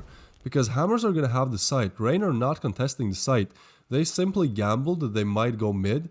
They didn't, and now, well, the site is open. Faultless does go down. A very interesting approach from Rain. Now, they are able to get on site very, very quickly and might actually be able to overwhelm them, but no. Fallen Knight is able to finally take down Wives, so now 2v3 situation. Hammers, they want to get this pissed round. They want to start out off on good foot, and it seems like Myline, yeah, there is just nothing he can do. Yeah, well, it seems like Rain, they do not want to let this one slip. They do not want to go on to Grounded. On Grounded, really anything can happen. They just want to close it off on Canals, and they're fighting back. They're fighting back hard, as they should. Again, this is a bit collision-sided, so they should definitely get this one. Oh, it's an absolute no-down. Faultless gets a... Again, racking them up. I do agree. It'll just be a nice spot. It'll be a good area for them to sit. And again, only 2 rounds to bring it back. And again, you know, I mentioned earlier about the flavor of Rain this time around with the player set, but with most of the Rain players from before now on Hammers, you know, Rain historically being good on Canals. Well, I guess that means since those former players were in Rain, that means Hammer is indefinitely going to be good on Canals overall. And I mean, looks like they're gonna have everyone rush in at once. But wait, Extus free himself coming in. And it looks like Melody's going to get one, and we're down to a 1v2. Bomb still in hand. Might go for the plant. I mean, you got 12 seconds left. Got to go for it. You get the money. Myline versus... Oh, the timing, but he is able to get the frag. Getting pushed immediately in Myline. But, the thing is, there's only one way to get to it, and where they planted the bomb is a great spot for Symboli to watch it. So all they have to do is just give him a second.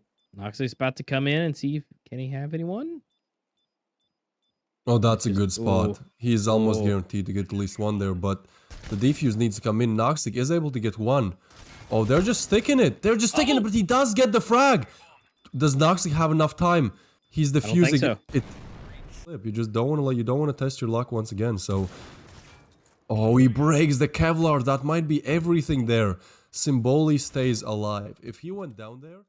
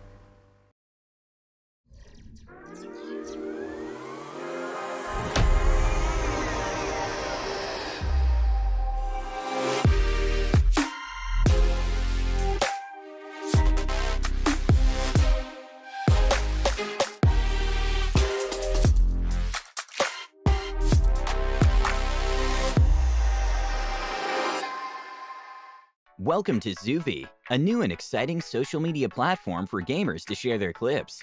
Whether that be 200 IQ plays or an epic fail, Zoovi is the place to share your moments.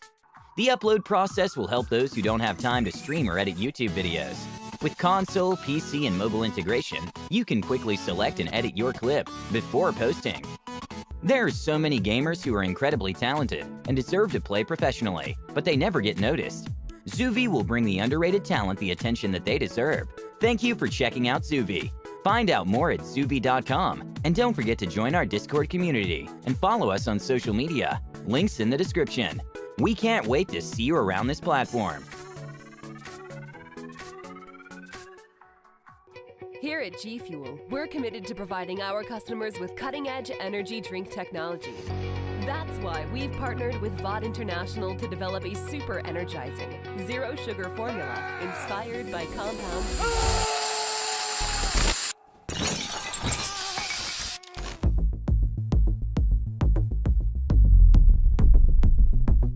VOD International and G Fuel, Helping to make you super.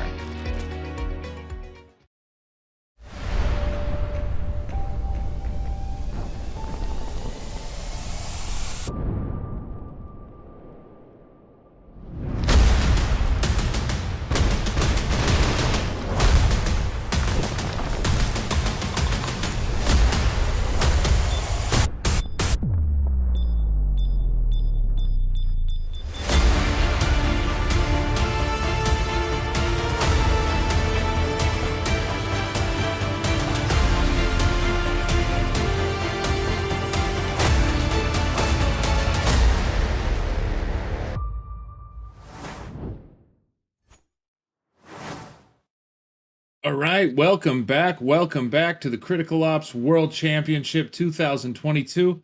I'm Warren here with Manthis, and we are getting ready for game 2 of a best of 5 series versus North America's XENOCIDE against South America's Evil Vision to decide the champion of the Americas in this tournament to go play in the final against the Eurasian region. Before that, I'd like to say thank you to the sponsors of the Critical Ops World Championship.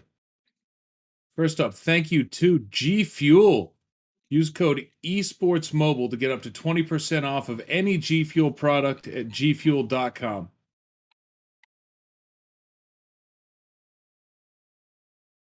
You can get shakers, you can get drinks, and a variety of flavors. Get yourself good and pumped, good and hyped, good and focused, good and ready to win. Take away some rounds, take away some maps. And also thank you to REDMAGIC, viewers of the Critical Ops World Championship all have an opportunity to win a REDMAGIC 7S Pro. This is a gaming phone with the flagship Snapdragon 8 Plus Gen 1 chipset with up to 18 gigabytes of RAM, a 20,000 RPM turbofan to prevent overheating, and 520 hertz touch capacitive shoulder triggers for ergonomic gaming. Shoulder triggers. That means those of you who are accustomed to playing with 4 fingers, instead of resting your index fingers on the screen, they can go on the shoulder of the phone. There's triggers on the phone's shoulder to go ahead and hit your fire button like you would if you were playing 4 fingers. The under-display camera for full screen, notchless gaming, and it runs Critical Ops perfectly. Yeah, and again, huge shout out to REDMAGIC for letting us do a giveaway with that phone. Again, you got a great phone. If you want to get some clips for Critical Ops when you're playing, a great way to do it is through Zoovi. You can share those clips with your friends and gamers. You can search up your games, whatever you want to do. Select your clip easily and conveniently. A great app for posting clips if you have those clips. Again, Critical Ops is a great game that you can do if you want to go ahead and post some clips on there. Now, I tell you what, you're looking for some clips for yourself to post on Zoovi. A great way to do so is through the Sniper Showdown tournament. You can actually go ahead and register now. If you go on the mobile esports web app and you go under the tournaments category, you'll be able to see the Sniper Showdown. Now, you don't have to be a competitive player or anything to sign up for this. It's open to anyone in the public. If you guys want a chance at some of the prizes that are featured, you can find out more about it on the mobile esports website and register for that Sniper Showdown tournament. Absolutely, absolutely. And Manthis, we are getting ready to see Raid. Before that, though, we're moving into an interview. Manthis, is actually your interview. You're interviewing Mir from XENOCIDE.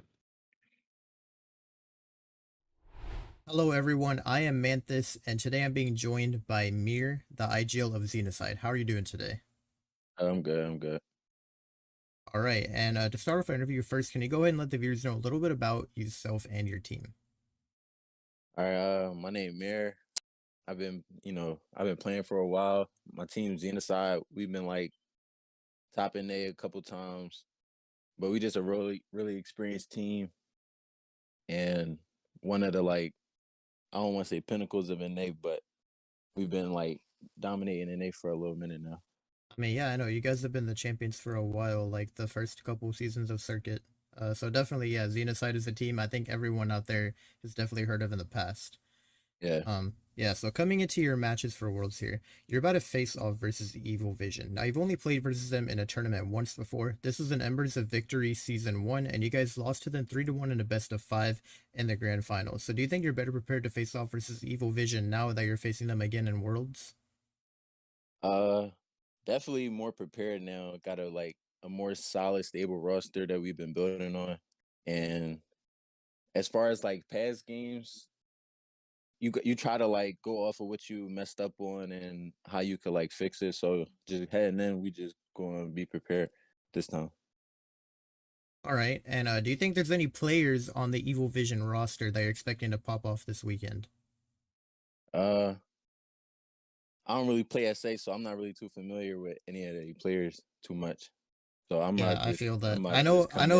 I know cross region matches don't happen often. I will tell you the one player that I know is on my crosshairs, I guess, it's definitely going to be Metal Monster. I mean, I know we talked about it before in the streams. I believe he's the player that has like the best stats in the entire world. Like if you just look at the raw statistics, like KD and stuff like that, he's like the best out of all the players in the world.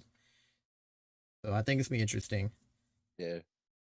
And so again, you guys are also playing in South America now, which again, it doesn't happen too often. You're about to face off, versus the best team from a region you don't play against often. Are you prepared to take on potentially a new playstyle or meta that maybe you're not familiar with in NA? Yeah, we know obviously going in across region games, it's like definitely not gonna be the same cup of tea we used to in NA. So we really just take everything like not for granted, looking at it like how it is, just addressing it how it is. But I don't know. For the most part, I think we're ready though. Okay, well that's good to hear. And I guess what I gotta ask you next is, considering that you don't get to play on your own server for all 5 of the maps, do you have a strategy for your map picks to try and get the best round balance possible? So assuming it does go the full distance to a map 5, that you can try and get your own server for it. Yeah, some of the maps we ban is like more more maps we like to play on cross region high ping that we could probably put up like a lot of rounds on, especially like Canals and Grounded being one of the SA server maps. But I don't know. I think we should be ready. All right, and definitely those rounds are key. And then my final question for you, I guess this is more related to the maps. So Village, it's one of the most underpicked maps in Critical Ops. If it comes up in the future, are you prepared to play on it? Yeah, my team we practice Village. I like Village as a map. That's good to hear because it is, when I say most underpicked, I mean, I'm pretty sure it's only been picked like once or twice in tournaments so far. Again, I know it's a newer map, but I'll be interested to see, especially considering the grand finals are best of 7. If it gets to a best of 7, I think it's very likely that Village will be one of the maps that's picked. Yeah, for sure. All right, well, Mir, you guys are about to face off versus Evil Vision. So I gotta wish you the best of luck, and I hope, as an NA fan myself, I hope you all move on and beat Evil Vision, but good luck to you overall. Yeah, thanks. All right, welcome back, Mir. Thanks. Welcome back, everyone. Thanks, Mir, and thanks, Mantis, for that great interview. Sounds like Mir's not too worried about Evil Vision, but let's go ahead and do a map recap of the previous game, Canals, that we just witnessed, which ended in a 13-9 victory for Evil Vision over XENOCIDE, putting them up 1-0 in the best of 5. It's kind of surprising because I was expecting, we looked at the stats and saying, okay, Evil Vision, they've 100% win rate. Now, I didn't know they only played it twice, but still, the fact that it's their server and they have the better stats, you think Evil Vision will take this map easily. And then XENOCIDE came in with a bit of surprise, I mean, the final scoreline being 13-9, we weren't expecting to be that close. Now, it was looking good for Evil Vision to start. They won that pistol, then XENOCIDE bounced back and tied it up early. I know that was something we were talking about kind of off stream, but they tied it up pretty quickly early on to the game. And going into the flip, they had that 4-8 scoreline. They were able to secure that final round, the half, and make it 4-8 instead of 3-9, and that really helped them, I think, when they went into the flip, because they had, a closer scoreboard. They were able to pick up some rounds. I know in the end they sort of fell short because of their economy, but the fact that XENOCIDE were able to put up 9 rounds when it wasn't on their own server, I think they're definitely in a good spot for round balance coming into the future maps. Yeah, absolutely. XENOCIDE really did put up a heck of a fight on the Brazilian servers. I also didn't expect such a close game.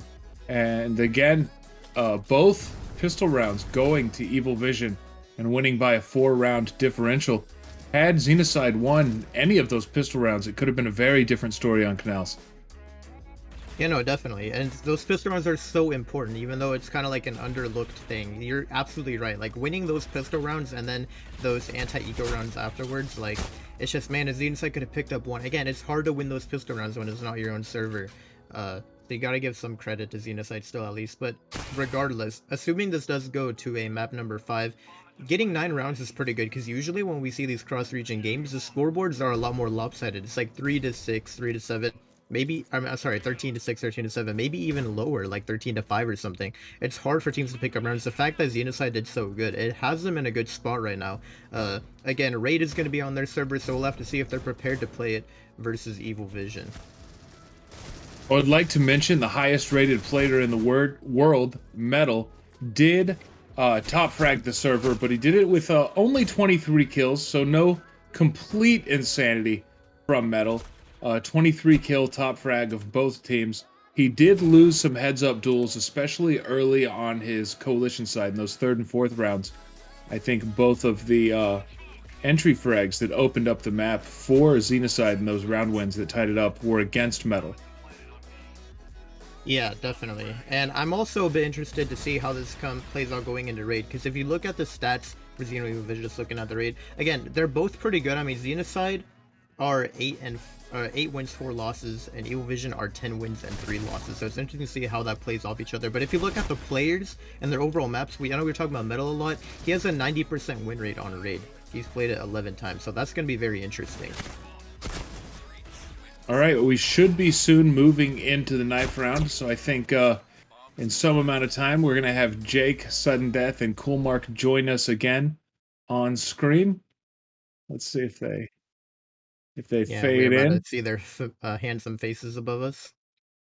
Hello, welcome back. It's all 4 of us. Yeah, we gotta like look down, look up, you know, that type of thing when we're all digital production. But thank you for the nice recap of that first map on Canals, and as we move into Raid, I think this is a very exciting matchup because once again, this was Evovision's pick, and this is, you know, they have more wins on it, but this is once again on XENOCIDE's servers. So I think, I'm not sure if the map pick has more of a importance or being on your own server has more of an importance. But Jake, I guess we'll see in this map, right?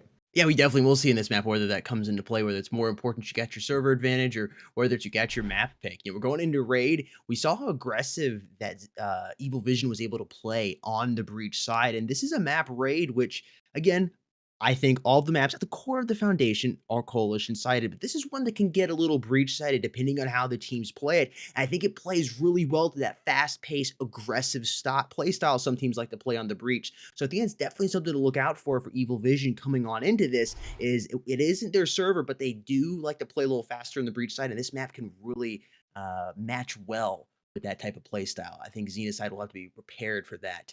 And speaking of XENOCIDE being prepared, I believe we're ready to go ahead and hop on into the knife round. Both these teams are ready to go. Let's do it.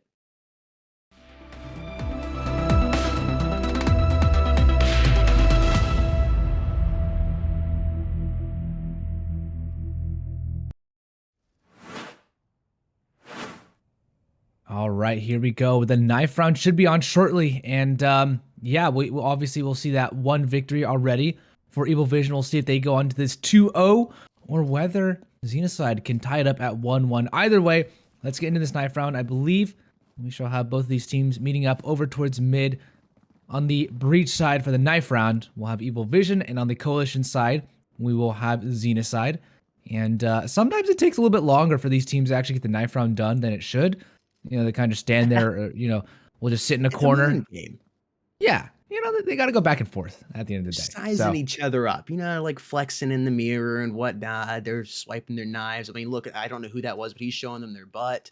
You know, right. Just got to get in their heads. I do more squats. Look at these glutes. You don't. I'm going to be able to run faster to the bomb site. That type of stuff. A little bantering back and forth going on. So these teams are going to move in and start doing the stabby here in just a moment. If okay, so you win the knife round, Coolmark. What side you taking? You taking breach to start? So you can go into the coalition on the flip, or you doing it vice versa? I would personally start coalition side. I honestly think this is one of the, like you said, one of the most even matchups, right? Every map kind of tends to be coalition side, but I think this one actually slightly favors the breach side, if not very even. And I think coalition is very hard to hold. I'm just trying to imagine being a B side defender, and you have 5 people rushing out from you from B-Long, like 2 from B-Long, 3 from Heaven. That's just terrifying. And so I'd rather get that overdone with first and get a couple rounds, maybe not a ton, but get a couple, and then have the momentum going into the second half. But that's just me personally. We'll see who wins it out. Definitely a much slower knife round than our previous knife round that we saw. And it's this time, though, it is going to be XENOCIDE to win it out. So, all right, well, maybe we'll see a different little strategy coming out from them. We'll see if they pick the coalition side or the breach side. What about you, Jake? Which side would you pick? That's kind of the same way I would go. I want to have that breach side to fall back on. Especially, I do like to play a little more aggressively on the breach side. So again, that map kind of, it fits well with my play style. I think if I like to play a little slow, more passively, then I might do vice versa there. But let's go see what side these teams have decided to start out on here. Is XENOCIDE winning the knife round? Is it coalition or breach? We're gonna find out.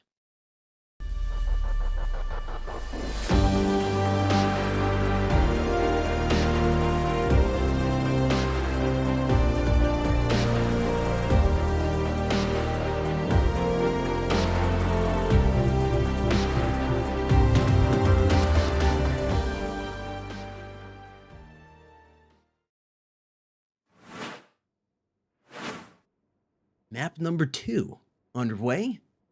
The old factory of Raid. Currently, Evil Vision is leading 1-0 in this best of 5 series, and we are off.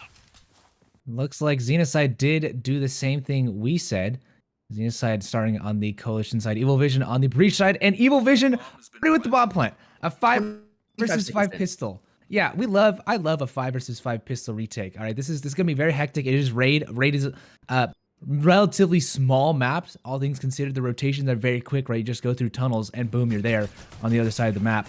And we'll see here what XENOCIDE have in store for this retake. Scott already though taken down, and Metal can hold on to the bomb site. Heroes is very low though. And what can Clutch do? Is he gonna get walked in? He's gonna get boxed in. 2 kills though, but 1 answer back from Cool. Vape gets another, and it's just going back and forth, back and forth. Can Henrico deny the bomb defuse? It looks unlikely. He will get the kill on the Vape. Oh my god! Oh my god! Henrico, you madman! Oh, he just jumps through. He's a Superman. He's flying. He's dishing out kills. He's denying the defuse. Henrico already saving the day. This is round 1. This is round 1, Jake. I can't believe it. What did I just want? That's got to be going on Zoovi. That is absolutely phenomenal. We were talking about it. Evil Vision in map 1, they won both the pistol rounds and of course the bonus round coming after that. And what happened? They won by 4. XENOCIDE needs to get those pistol rounds, and they basically had it in the bag, and then the bag just broke and everything fell on the ground. The eggs are broken and so is the milk. Evil Vision snaps that victory right out of their jaws. And now they have the advantage moving into round number 2, and they should be able to take the next round and potentially the one after that as well, giving them an early lead here on map number 2 on Raid.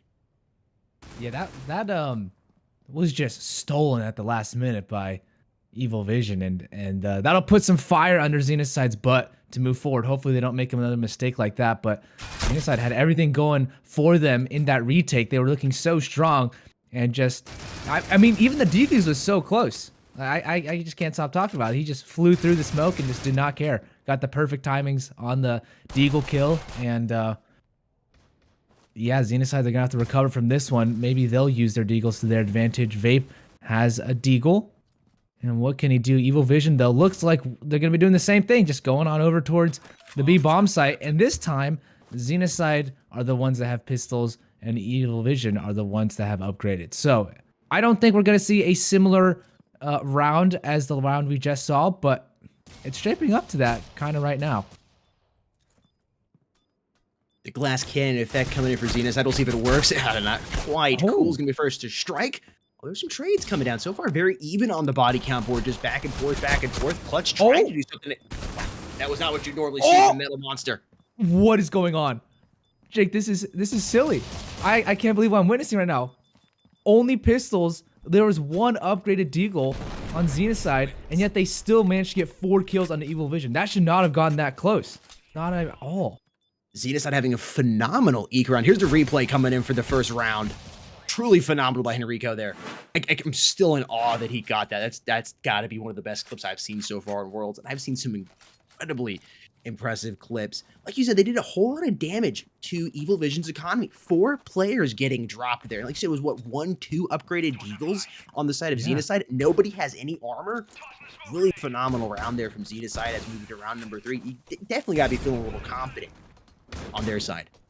Yeah, the question now is, can they hold this A bomb site? It looks unlikely. Vape is gonna fall back, but he does get 1 kill. Mir and Clutch now come in for this retake, and they're gonna try and deny what they can, but the bomb does get planted. Evil Vision have been spotted out. 2 on the bomb site. Mir does find 1. Can he get Rafa? I'm not sure if he can, but Henrico finds 2. The man who clutched round 1 comes and strikes again. Metal is out of the round, but it's a 3 versus 2. This retake looking very strong here, but Henrico denies another one. And oh my goodness, is that an ace? That's an ace from Henrico.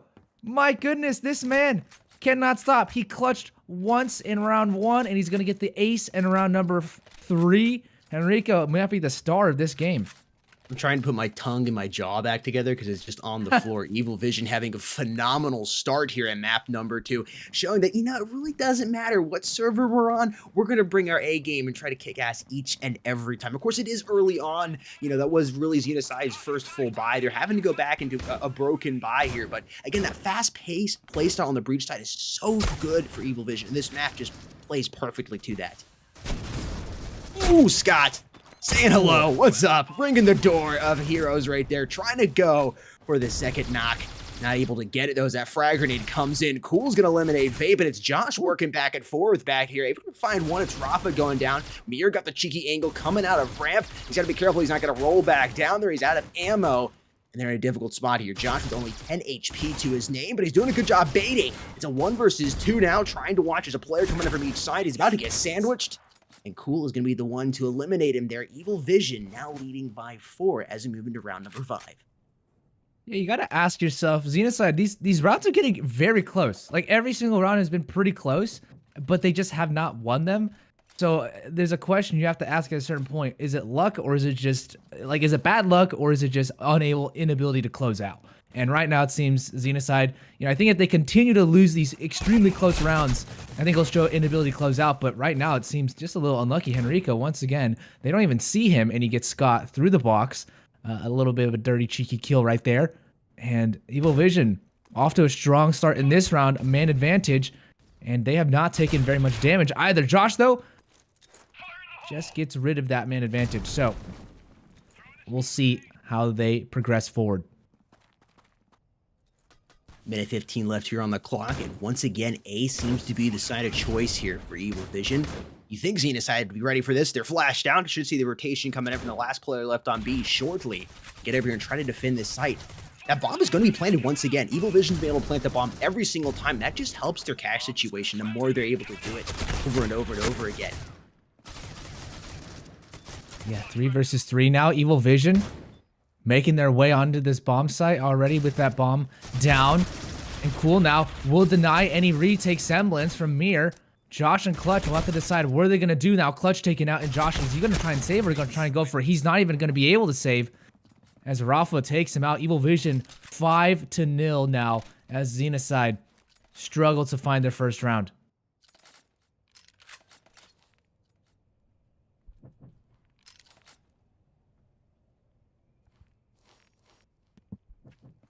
Round number 6 underway here. Again, XENOCIDE is yet to be able to put anything together.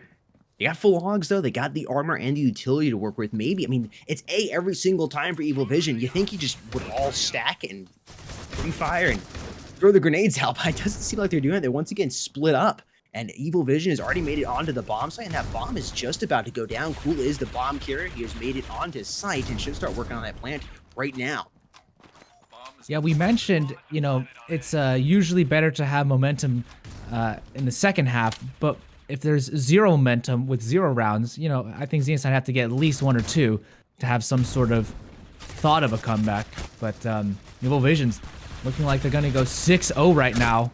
This retake looking unlikely unless Scott can get 2, actually. Can he take down Heroes? I think he spotted him out, but he can't get the kills. Metal takes down 2 more, and Clutch now has to live up to his name, finds 1, but he can't go for the reload. Drops him at the last moment, unfortunately. Ends in his demise in Evil Vision now. 6-0. This has been a fast game so far. There's Metal Monster, the in-game leader, and as previously mentioned here on stream, has the best stats in the world. 84% win rate. That is absolutely nuts on 65 maps competitively. Just truly an absolute monster here, staying true to his name.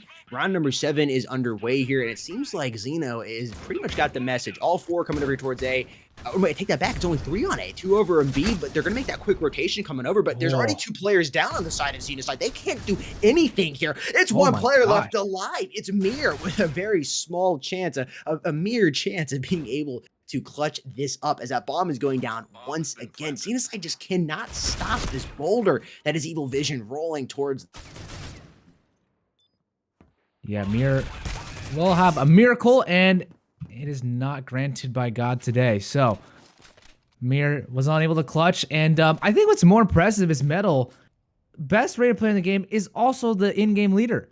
Usually in-game leaders will take a dip because they're calling strats and they're thinking on behalf of the team, their brains behind everything. But Metal said, I also want to be smart and athletic. And so he says, I have the gun skill to be able to get these frags, but I also have the strategy for my team to be able to win rounds. So a multifaceted man. XENOCIDE now taking a tactical pause, which I love. I just love how we're able to do this now.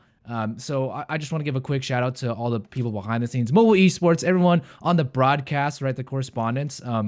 This is a real production coming together. If you have been watching Critical Ops esports for a while, you'll know that it's every single time there's an improvement. So, while Team XENOCIDE has a little bit of time to get themselves together, just a quick shout out to everyone, because it's a team effort, right? And all these teams coming together and everyone on the broadcast and production. Hopefully, you in the audience have noticed that as well. So, thanks to everyone, and I'm excited to see if XENOCIDE can get their first round. Jake, that would be ecstatic for them in their Discord. They need it, man. I mean, it's round number 8, 7 rounds already in favor of Evil Vision. You're on the coalition side, and again, we were talking about this. This is usually a bit more of a breach-sided map, and Evil Vision showing why it is usually more of a breach-sided map right now. So you go into the flip, but you need a couple points on the board on the flip, or you're going to have absolutely no chance. Yeah, you're going to have some sort of momentum, not zero. Metal already opening up with the first frag, and Evil Vision have been so successful in getting these opening frags.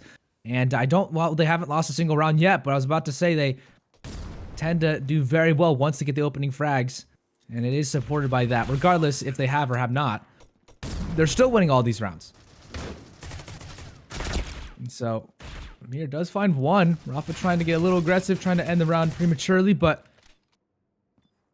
we get a kill back. Josh finds one, and so now Mir, can he get anything? Nope. Cool. We'll deny them, and Josh finds 2 more. Okay. All right. Looking like a potential clutch might happen, but it's not looking. He doesn't have enough time. Yeah, I think he's just trying to save his gun at this point.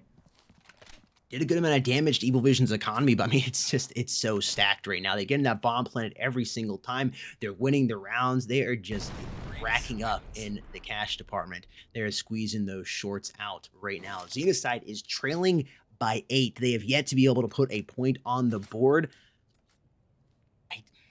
I don't know. I mean, in Evil Vision slowing it down there in round number 8, moving over towards that B site and getting that bomb planted and just playing very slowly, switching the speed and the momentum up. Yeah, this is, I mean, you can see here, XENOCIDE, they have similar win rates, 67%, 77%. I mean, obviously it favors Evil Vision, but those are close. It's not like it's 30% versus 70%. Mm-hmm. And this is just domination from Evil Vision so far. I think XENOCIDE, if we see another 2 rounds without XENOCIDE getting a one of those, I think it'll be looking very tough. Henrico, okay, does not get that first kill, and so XENOCIDE maybe have some hope. But 5 versus 4, Evil Vision now will have to brute force their way on into any of these bomb sites if they choose that option. And Cool now does get that kill, though. Instantly negates any sort of man advantage that XENOCIDE had. And now this hit could come over towards B very quickly. That flash goes out. They've practiced this execute many a time before. Josh does get that kill, but Scott actually will get a kill. And they have to take him out in the side. Rafa will take him out, so it's a 2 versus 2 now. And we know that Evil Vision have been very successful in these post-plant situations. Not a single round given up so far. Josh now going to try and go for this bomb. But it doesn't actually connect, so he does not get that bomb planter. Nade really just skids past them, and, well, Heroes could throw a nade up over towards Heaven. Some damage there. They know one person's out over towards B long. That flash going to come on over, and Clutch now will have to do some damage here. Can he find a kill? Rafa actually totally blind, and he's actually finally will get a kill. Clutch lives up to his name. First round here for XENOCIDE. What a clutch round right there. Letting the time run down perfectly. Great execution with those flashbangs, and he comes down and cleans it on up. Lands right on top of the bomb, gets to 2 kills, and comes with a defuse, putting the first point there on the board for his team, XENOCIDE. And XENOCIDE really, I mean, they need to work on building a little bit of a snowball here before the flip. You need to get a couple more points on the board. If you go into the flip down 10-2, 11-1, that is going to be hard to come back from. Yeah, surprisingly, Evil Vision don't have very much money, even after winning 8 rounds in a row. That just tells you how close those rounds were.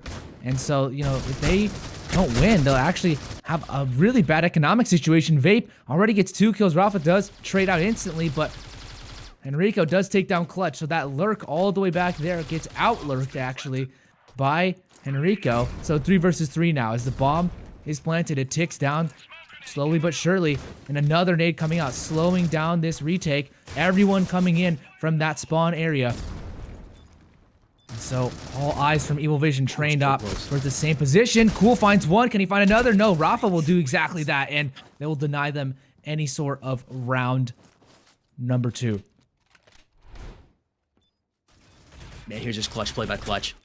One quickly turns around, knows where the player's at, and boom, Heroes is gone. Bomb defuse. Clutch putting the first point on the board for his team. Unfortunately, not able to carry that momentum there into round number 10, as Evil Vision was able to take that back. And that was, if XENOCIDE was able to do that, I mean, you could see that 8-4 scoreline, because Evil Vision was going to be on an eco round. But because of that loss, now it could be 10-2 or 11-1. Yeah, it looks at least likely it might get. Yeah, 10. Scott, I mean, he finds one somehow, but it's a 4 versus 2 now. And retakes, now 4 versus 1 on this B bomb site are few and far between. I mean, the one round that XENOCIDE did win, it was clutching on this B bomb site, but it's just Josh now in a 1 versus 4, not a 1 versus 1. So now Rafa, I think, has now gone past him. And yeah, okay, here we go. That is Evil Vision, 10 rounds. XENOCIDE's 1 round is like a blip on their radar right now. Yeah, just a little road bump, man. It's just like, yeah, whatever. Okay, the suspension's still fine. The last time they matched up again, we're going back to Embers of Victory Season 1 here. This was the matchup, XENOCIDE versus Evil Vision, with a similar roster for Xeno and similar roster for Evil Vision. The match on Raid was 13-6. That was the first map played, and it was in favor of Evil Vision. They're kind of playing true here once again to that scoreline of Embers of Victory. Yeah, we'll see if XENOCIDE can get any more rounds. It does not look likely that this round will go in their favor, though. Evil Vision already getting the bomb plant with over 1:20 on the clock, and now everything is negated. They just need the bomb to tick down, as Scott does find a kill, but Henrico will trade out instantly, and Josh out of it. Evil Vision 11-1, 2 rounds away from taking us to map number 3, and at that point, XENOCIDE would have to find the entire reverse sweep, and this is tough. This is tough for XENOCIDE. Incredibly tough. And this is also, if we do end up going to a map number 5, this is going to hurt the round balance. Not that it seems like Server is playing too much of a deal here for Evil Vision with a nice victory. Not as nice as this one on map number 1, but a 13-9, still a good victory. And now what is potentially looking like maybe a 13-3 or 13-4, depending on who wins this pistol round. I mean, if Evil Vision wins this pistol round, it's basically over. Woo! Oh, man. Hot diggity. All right. Cowboy right there. I know. Revolver from halfway across the world finds a head on the chopping block, and cool. And they'll find another one as well. Metal finds another kill. Cool has done as much as he can with the revolver. Henrico now coming with the deagle, and they're just getting attacked from every single angle. XENOCIDE, this is dire. Clutch not able to clutch out this time in Evil Vision. I think they have won this map. No, I mean, yeah. I don't see XENOCIDE being able to do anything else. It's looking like a 13-1. Evil Vision has won that. Of course, that means XENOCIDE is going to be on a broken buy or just a force up. There's no reason to save here. This is do or die. They're going to be able to try to pull out whatever they can. It's going to be AKs and some armor, and Evil Vision knows this. They're also going all in. They want to try to go ahead and clean this up. Some deagles being pulled out. Or actually, excuse me, it's just a deagle being carried over from last round, and M4s for the entire team here. Interesting that they bought helmets, as they would have to be really contending with the SG or whatnot. Might have been able to save some cash just in case they do lose this, as you should have an idea that XENOCIDE is coming into this not holding anything back. Yeah. Oh, cool. All right, he's taken out of the round already. Clutch does find a nice headshot early on, and this could lead to something for them, but regardless, we've been seeing huge successes from Evil Vision. Yo, I think Metal might have spotted Mir out, maybe through the crack. Yes, he spotted him out, taken out. Once again, that man advantage negated, and in fact now swings back in the favor of Evil Vision. 3 versus 4. XENOCIDE have to claw their way back onto this B bomb site. Everyone's posturing over towards there, and it's a 4 versus 2 now. I don't think this is looking likely. Vape has been spotted, has been noted, and has been taken down quite a bit of damage. Does get that kill on Rafa, but Scott now will be able to find heroes, actually, and could they get this kill? Oh, Henrico does find one. And now just down to Scott. It's a 2 versus 1 now, and I don't think they have this possibility. Metal is going to come in from B long as well. Scott might not even be aware. Yep. No, he doesn't. There it is. With his knife out, folks.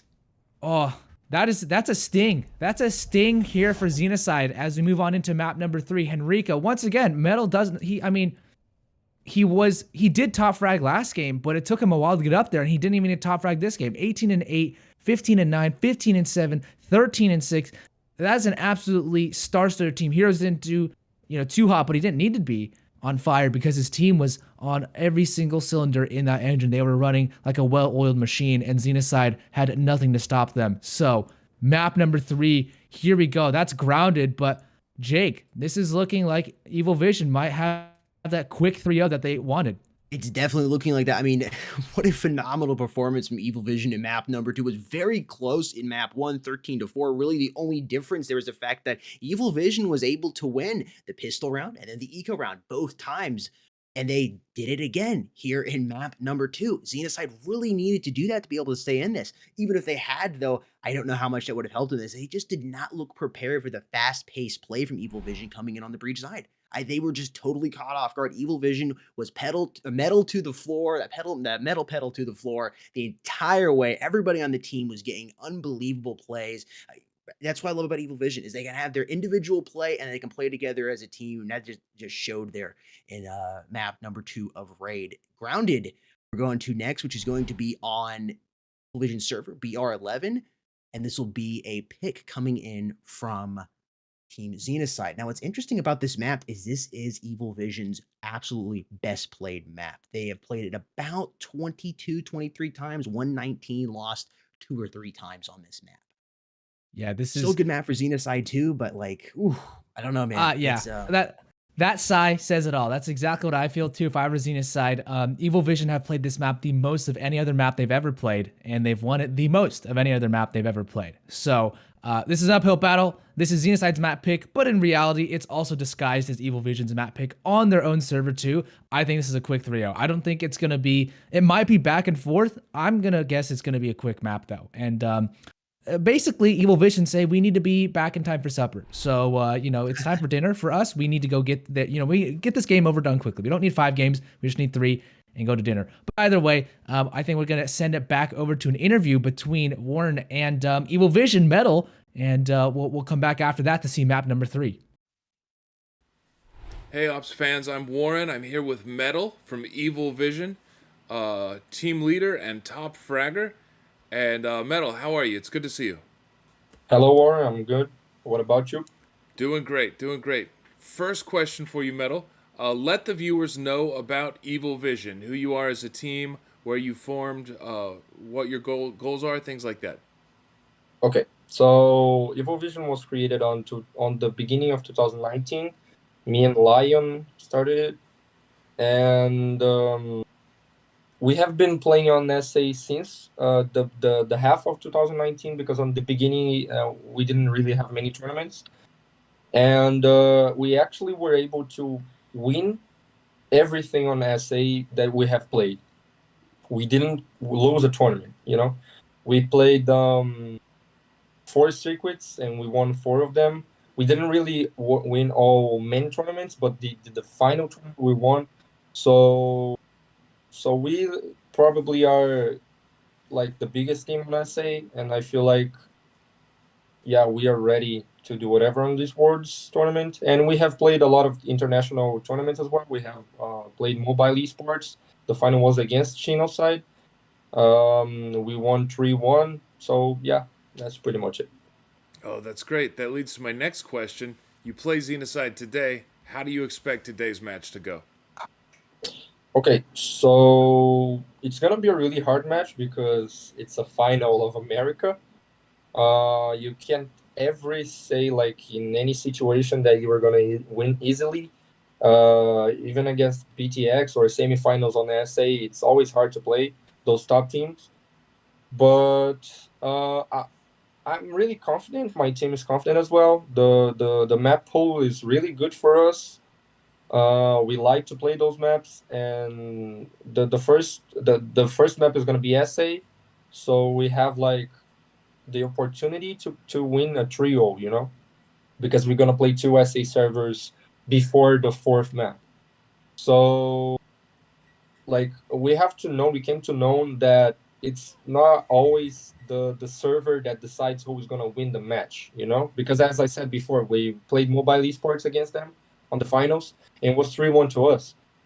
because we won port on their server, you know. So like server means because the ping and like exchanges like the players to players, it's easy to win on your server. But when your team is better, really like when your team is more prepared and stuff, you can win on their server, you know, and they cannot win on our server and we can win on theirs.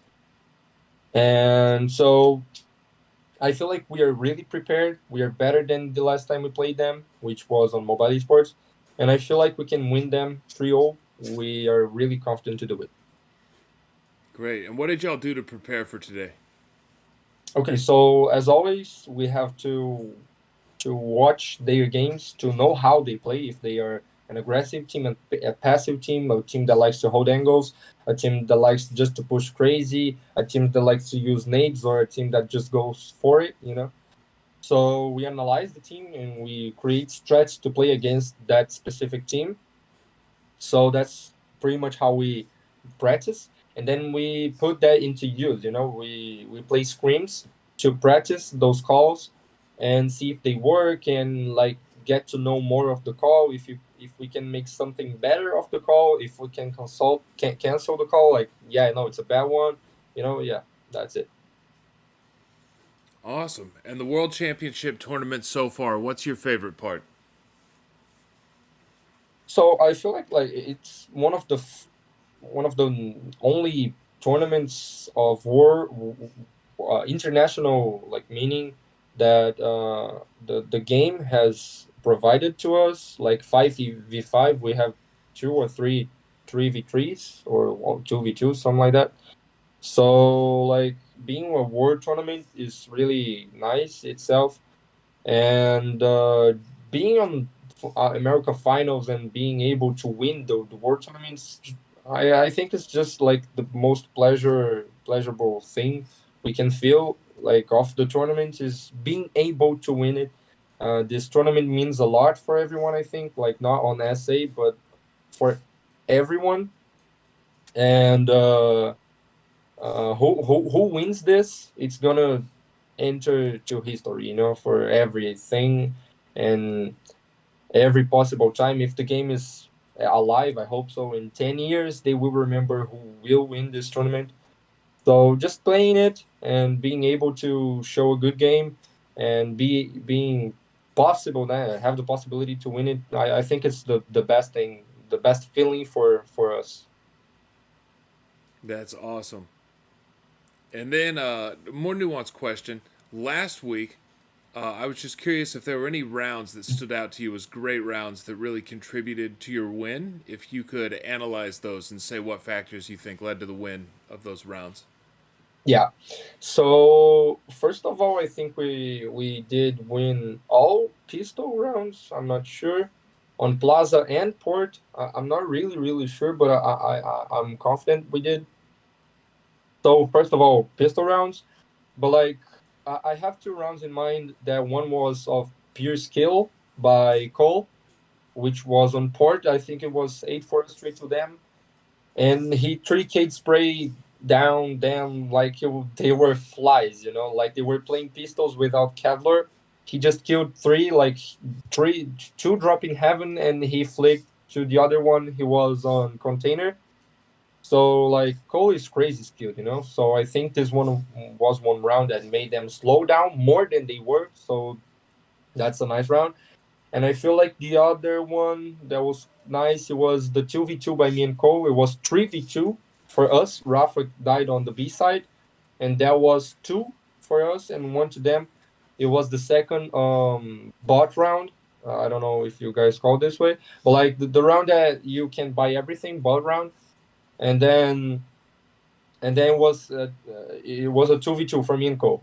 Caps planted the bomb and he went to maze on B side, and then I came from CT, and then like the maze has this, and I was here, so I was walking here, and when I felt like I was really close to picking, I sprinted and crouched and like headshot him in 1 bullet.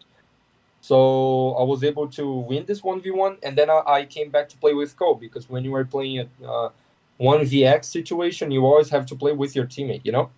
So I came back to play with him, and he jumped on this thing on the B side. I don't really know how you call it. And we knew Zlony was on stairs. I don't know if it was an information because he shot from stairs to maze. I don't know. We know that he was there. And then Cole jumped on this thing, and then I baited for him shooting upwards. So Zlony thought that Cole wasn't going to be there, but on his left, you know. And then I told Cole to jump up, and he did. And Zlony wasn't prepared for it, and he did kill him like when Zlony wasn't really prepared to do this exchange, you know. I think those were 2 rounds that were cool. Thank you. And right now, my final question. Right now, you are, according to kill death ratio and rating, the best player in the world. When you move into different regions with higher ping, will you be able to maintain the level of play you showed on the South American servers? Okay. I feel like y'all gotta look more on the like bigger picture, you know, because I can be the top one world player, but I know how SA people play. I'm used to play against SA people, which is not easy, and I'll say more about that. But like, I'm gonna play against the top 1 and 8. You know, the top 1 and 8 team. We are going to play against the top 1 and 8 team. The top 1 and 8 player. I feel like Vape is doing really well right now. So like, it's not like I'm going to play against the 6th best player of NA. Like here in SA, I feel like I have the best team and the best lineup. My team is the best, and the players are the best. So it's different, you know. But I feel like I am the best, you know. So I practice for it. I'm confident on it. I have the best team, and when you have all of this together, I think that like when you play with this difference of ping, which is not very much, a lot of difference of ping, like they will play with 30, 20, we'll play with 150. So it's like a 110, 90 difference of ping, which is not that much, you know. You can perform as well. And as I said before, it's not like when you play NA or when NA plays SA and SA plays NA, it's not like always the ping that will say if you are going to win the map or not. Sometimes if you play just better, you're gonna win. We saw that on mobile esports when we beat them 3-1. So I feel like I'm gonna perform really well. I'm prepared to beat everyone. You see, I just want to more than just like confidence. It's a lot, and I feel like there is this thing that only some people think, not everyone, but outside of SA, some players they say, okay, you were top 1, that's easy because you're playing on SA, but which is funny because we have beat NA, EU, we have beat Asian teams like on world finals. We have won 2 world tournaments against Asian teams. We have played EU teams and we won them. We have played NA teams and we won them on mobile esports, for an example. So I think even though if you think that I'm not not you, but like the other players, if you think that I'm not the best, okay, you can think whatever you want. You have my line, for an example, on Rain, which is insane. He's an insane player. But y'all just gotta respect, you know. That's all we need because we respect everyone. So we just would like to be respected as well.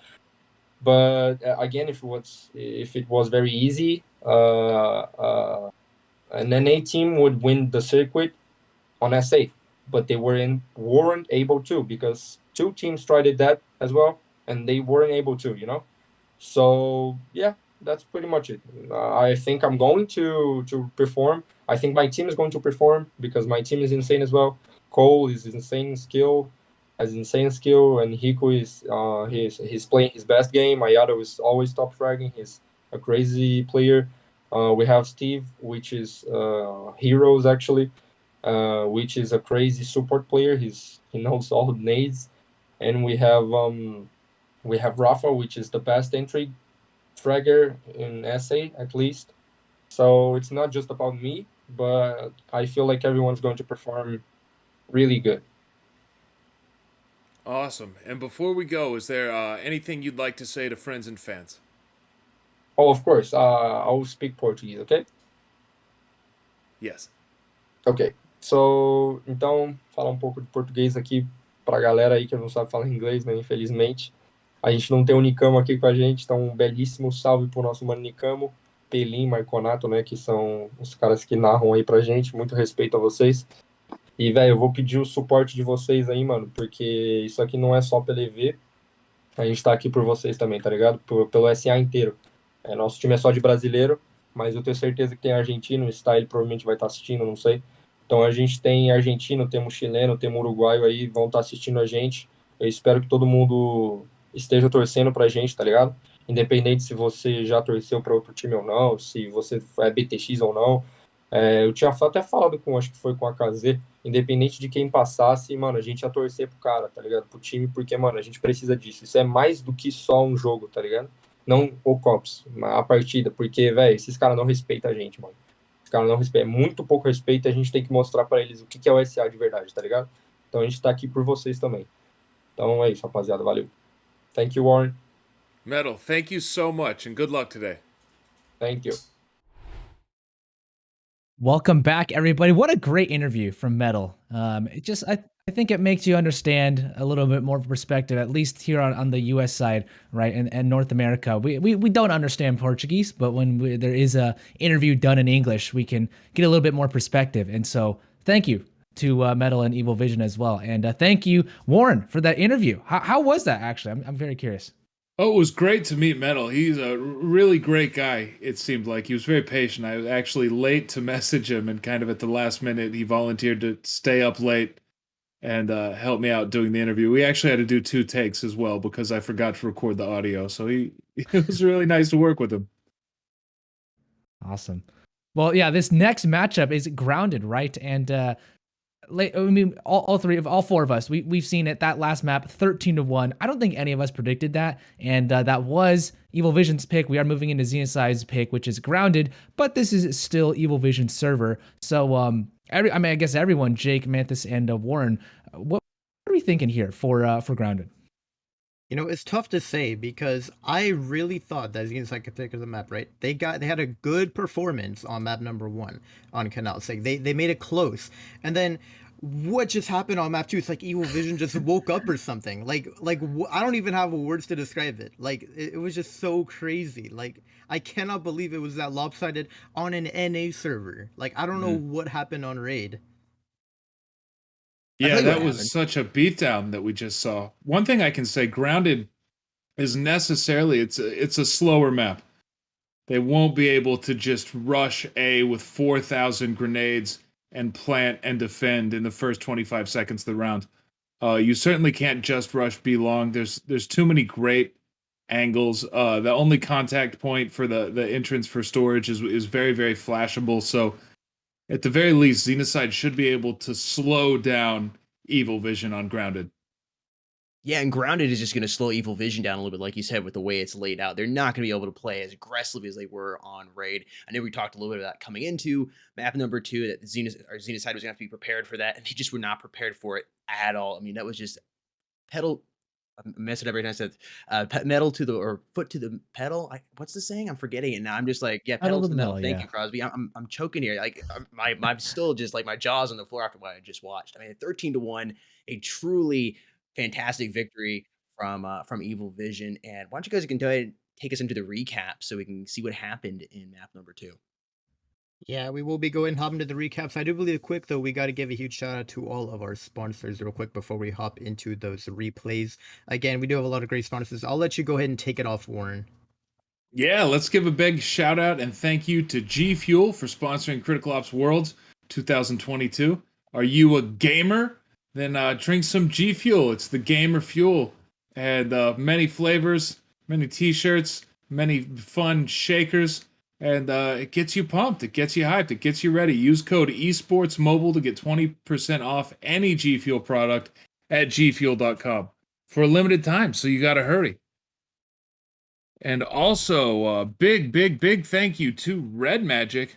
Remember, there's an opportunity to win a REDMAGIC 7S Pro for everyone viewing the Critical Ops World Championship. It's got the Snapdragon 8 Plus Gen 1 processor. That is the newest and best processor available, with up to 18 gigabytes of RAM, which I'll let you know is 10 more gigabytes than the PC I'm using right now.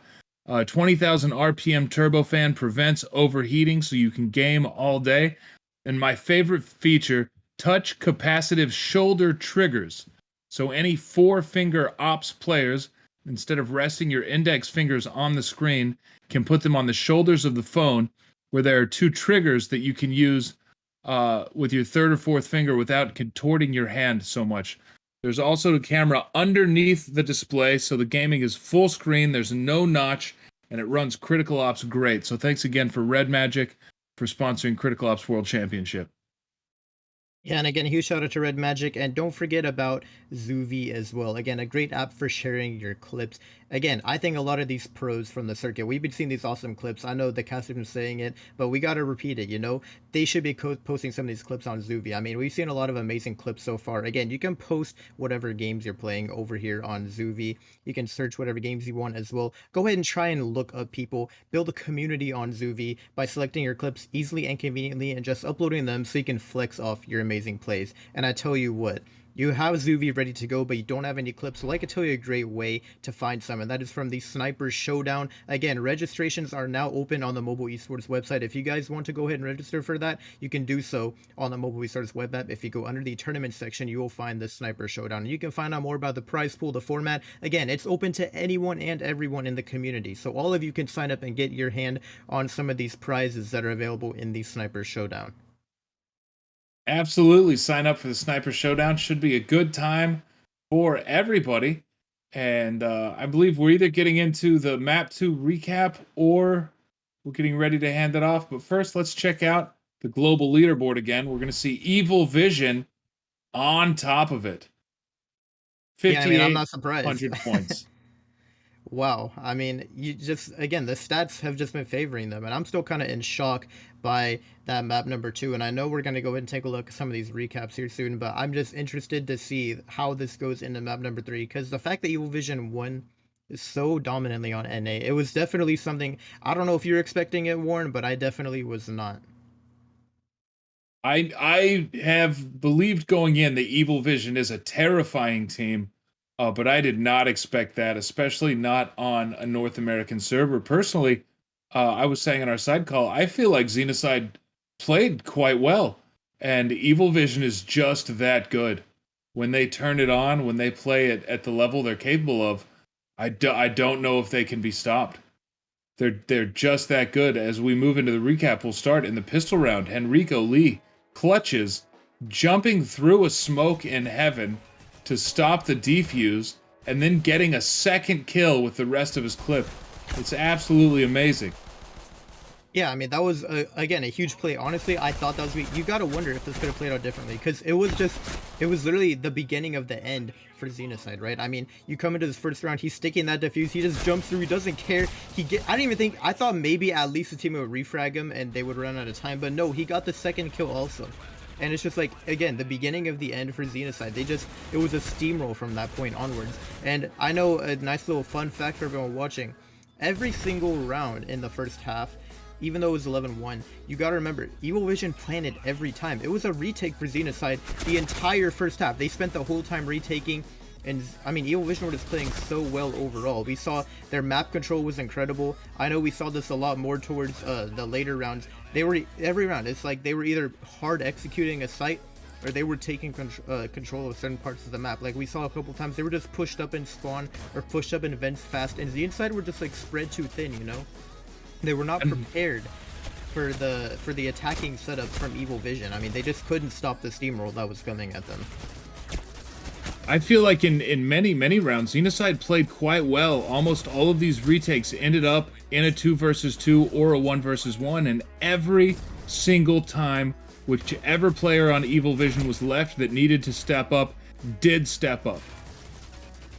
Just whoever was still on the map at the end of these clutch situations always clutched, always hit the shots when they needed to be hit.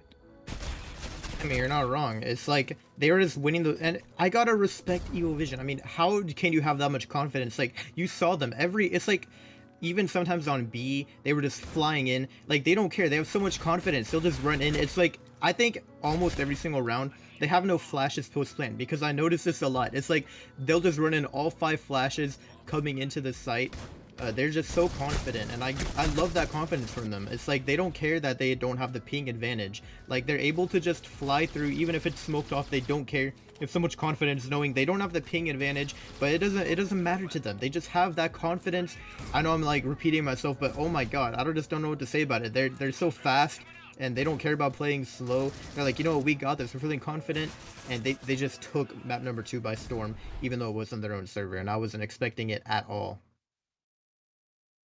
Yeah, it was absolutely a beatdown, 13-1 against the best team in North America on a North American server. Now we move into Grounded. We mentioned Grounded should slow them down. It's just a slower map.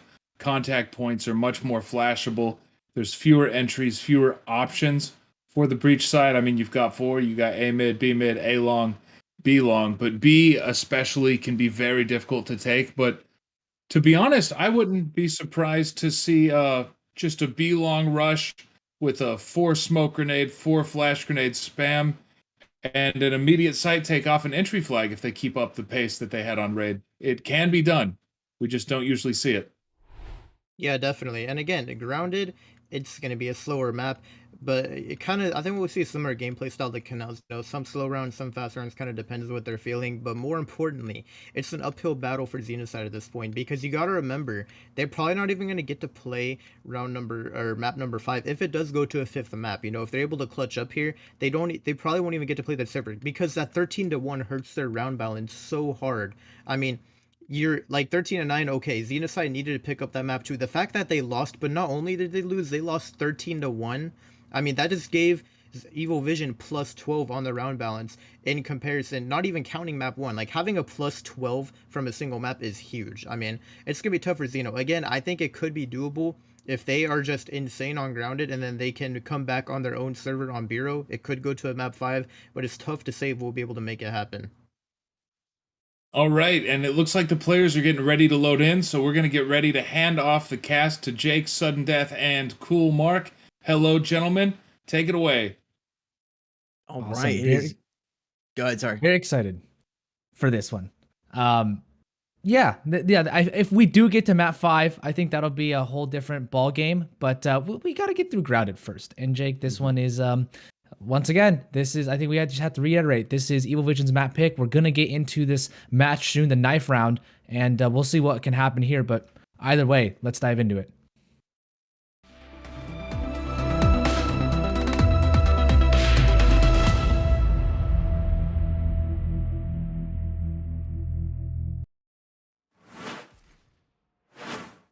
All right, and we have landed here at the airport. The knife round is just about to start. We're going to see which team starts out on which side. We were talking about if we won the knife round at map 2, we're going to start on the coalition side so we get the breach coming into it. Now, Grounded may just be, might disagree with you, Mark, but may just be the most coalition-sided map in the game. If you want to see a 10-2 comeback where you're on the breach and you flip to the coalition side, this is the map you come to see. That's where you had the highest odds of that happening.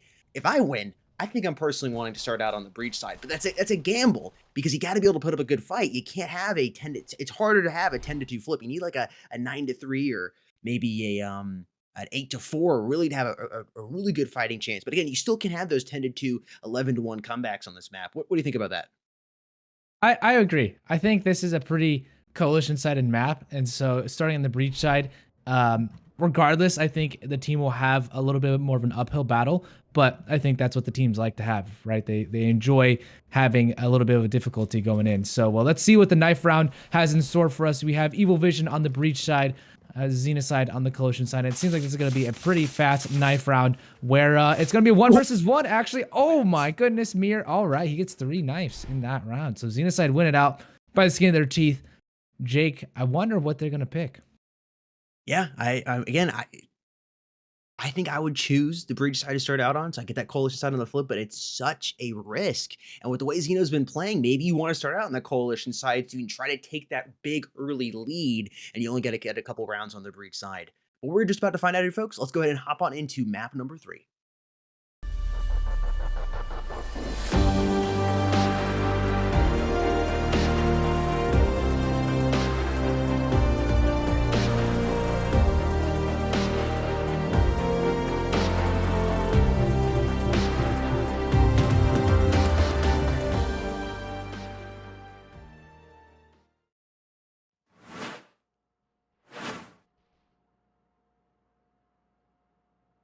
All right, and here we are. Map number 3 is now underway. XENOCIDE versus Evil Vision. Evil Vision is leading 2-0 in this best of 5 series. If they win this map, it's all she wrote for XENOCIDE, and Evil Vision will be moving on to the grand finals. It's do or die here for XENOCIDE on map number 3. You got to have a fantastic map. Let's go ahead and dive on into it.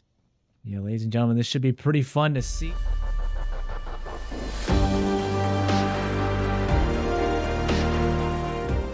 Yeah, Evil Vision already up 2-0, and they're going to be starting on the breach side, XENOCIDE on the coalition side, and already we got engagements coming out over here towards this A bomb site. Every single player from Evil Vision already on this A bomb site. Bomb already planted right as we speak, and once again, a 5v5 pistol retake. We've seen this one come out before, and when last time we saw it, it was Evil Vision to take the victory, and so XENOCIDE, they are going to pick this coalition side to start. We'll see, though, if this can help their momentum going through into the next few rounds. We did see a little bit of a substitution here. Scott does find one, a 3 versus 3, and I think the bomb was trying to get the fuse there, but unable to at the last second. Cool Metal deny that bomb defuse, so now just Mir in the 1 versus 1. He does get that kill on Enrico. And yeah, now the 1 versus 1, Cool versus Mir. Can he get this one down? Oh, he denies the bomb defuse at the last moment, and somehow Cool clutches it out. There we go, ladies and gentlemen. Evil Vision take the pistol round. They've been able to take the pistol round in so many of these maps, and we do see Kyle B in for Rafa from the last 2 maps. Yeah, it's going to be interesting to see how he performs here. Basically bringing in a cool player. You're not warmed up like Rafa was. Sometimes it's a great thing to do. You bring in somebody and the other team, XENOCIDE, not prepared for it at all. Or sometimes it can end up hurting the team that brought in the sub because they don't have that player who's warmed up. The blood is not flowing. You got a little extra nerves. You had those nerves from map 1 that the rest of your team no longer have as they're moving to map number 3. So we'll see how he plays here. Could either be a big bonus for Evil Vision or end up hurting them a little bit. Seems nothing has changed so far.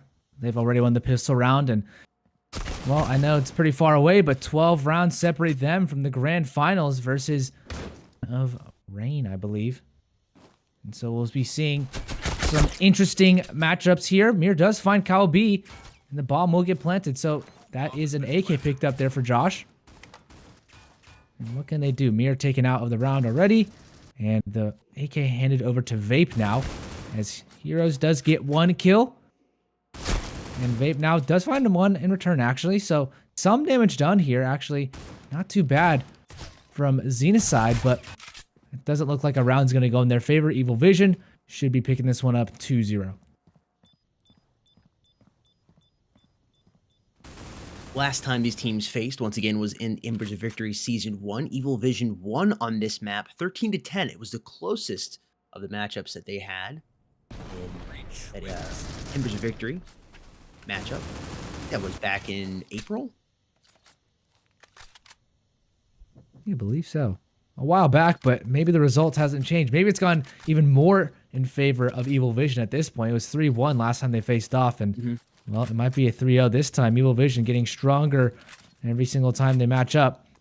And even in the interview, you can tell there's a little bit of a fire there for Evil Vision. They came prepared and they want to execute upon what they set out to do to become the America's victor. Mir does find 1 kill, but Cool instantly trades, and that's a teamwork there from Evil Vision, being able to trade off right then and there. They do pull 1 player over, that's Clutch, over towards that B bomb site, but Evil Vision have not really aggressed as far as they want, pulling back a little bit, and the bomb still over towards breach spawn with a lot of time left in this round. And like we were talking about, this is not going to be a map you're going to be able to play as aggressive on like on Raid on the Breach side. You have to take it a little slower, play a little more methodically, go for those picks. And you're definitely seeing that early on here in map number 3 Ungrounded. Clutch about to have an altercation here with Metal, I believe, and he's going to have the advantage. Oh, man, look at that. It's just so deadly, that Scar truly is.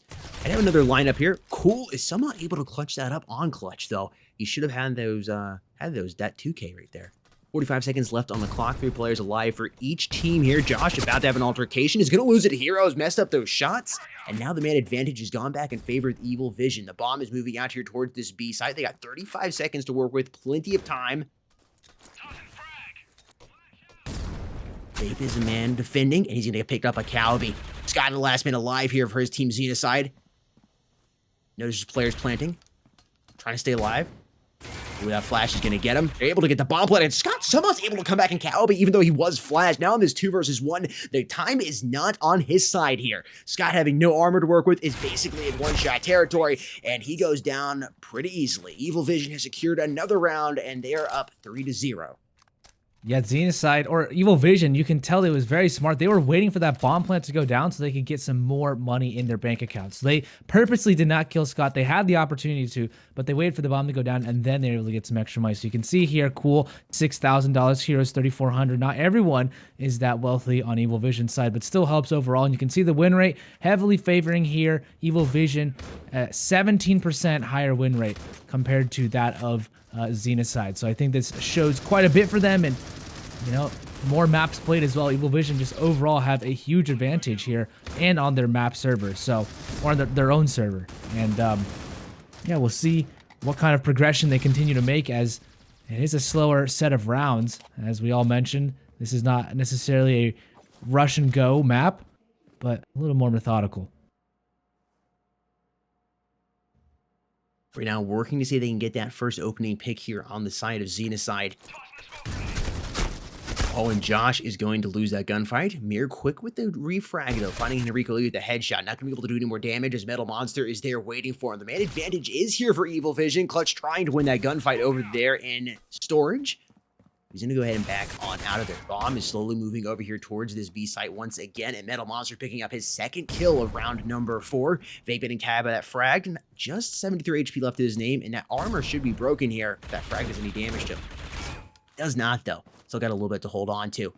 Cross has come out. Clutch is coming in, seeing if he can work any damage through these smokes. Bomb is being planted, and he's now the last player alive. You can see just how frantic he was moving his crosshairs back and forth. And Evil Vision is once again just slowly marching forward here. Not as fast as they did in map number 2, but it is still going fairly well for them so far. Again, early on here in map 3, but XENOCIDE needs to go ahead and stop before they put too many more points on the board, as going into the flip, they are going to be on the Coalition side. And as we said, this is an incredibly Coalition-sided map.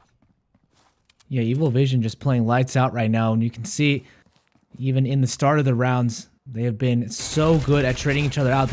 Except for Caster's Curse. Mir gets a 3, a mow down. I just jinxed it right then and there. Metal, now the last player alive. And right as I said they were good at trading, they were unable to trade. So, of course, my luck here. And the luck for Evil Vision, but that's okay. Maybe XENOCIDE will be able to at least tie the amount of rounds they got last game earlier on, and you know, if they're able to get a couple more, maybe even combine these maps 2 and 3, the amount of rounds they got, that would be good. But there we go, 1-4. It did not take them 8 rounds to get a round. It took them only 4 rounds to get around. Yeah, a slower map. Mir is really, I saw it from the first round. He's got a little chip on his shoulder. He's a little turned up. He's got a little fire burning underneath him in his chair. He is ready to go here and playing well. He just needs a little bit of extra help coming in from his team, and this could be the first map going in favor of Team XENOCIDE. Here's Vape, one of the, I think he's at 93 or 94 maps to his name, almost 100, using the ratio there by metal detectors. Clutch needed to win that, but Calby comes up with an incredible go. What? No way. The glass cannons coming out here. Well, not technically glass. They got a little bit of armor on this time. Metal finding Vape. And is this an eco round? XENOCIDE is about to fold? You can't be doing this, boys. You cannot. The bomb is being planted. Evil Vision has control of the A bomb site. Once again, Mir showing the fire. Going to pick up the kill there on Metal. Going to prevent it from doing more damage to his team. He's got tons of players to contend with, though, but he does have some backup. Josh coming in through closet here. Calby's there. Oh, he's got to win this gunfight. Josh is able to pick Calby, even the body count board 2-2 here. Flashed out. Mir gonna have to slow it down just a little bit. Player coming from out is Enrico Lee, gonna put it down to the ground, and now Mir has been dropped. Josh evening the body count board once again. Now in this 1 versus 1, and we should have that split screen view coming in for this final moment. He's going for the views. He's got to pick it up. Oh, there we go. It is the eco round victory. Evil Vision steal one away, and XENOCIDE that has to sting. They do have money to buy into this next round, but my golly, Evil Vision, just another little pin in the side of XENOCIDE. And you know, when they are able to stand up just slightly, Evil Vision kicking back down once more, and you can see the money still very strong here for Evil Vision. Not really for XENOCIDE. If they lose this one, they're gonna continue to be in an economic recession. It seems they're not gonna have too much money to buy. Bank accounts low, and Evil Vision continuing to get stronger. And we'll see here, what will this round 7 bring to us? Evil Vision, they're able to pull off something. They're able to pull something out of nothing always. And Vape already taken out. He had the sniper too, just not the right angle. Heroes shuts him out. And Evil Vision, once again playing slowly. They know Mir is there. They know there's a player over towards B long, but they don't want to aggress just yet. Here's a sniper. Cool, rocking that. He did a lot of damage with the sniper rifle in map 1 on Canals. Not as much space to work with here on Grounded. We'll see what he come up with.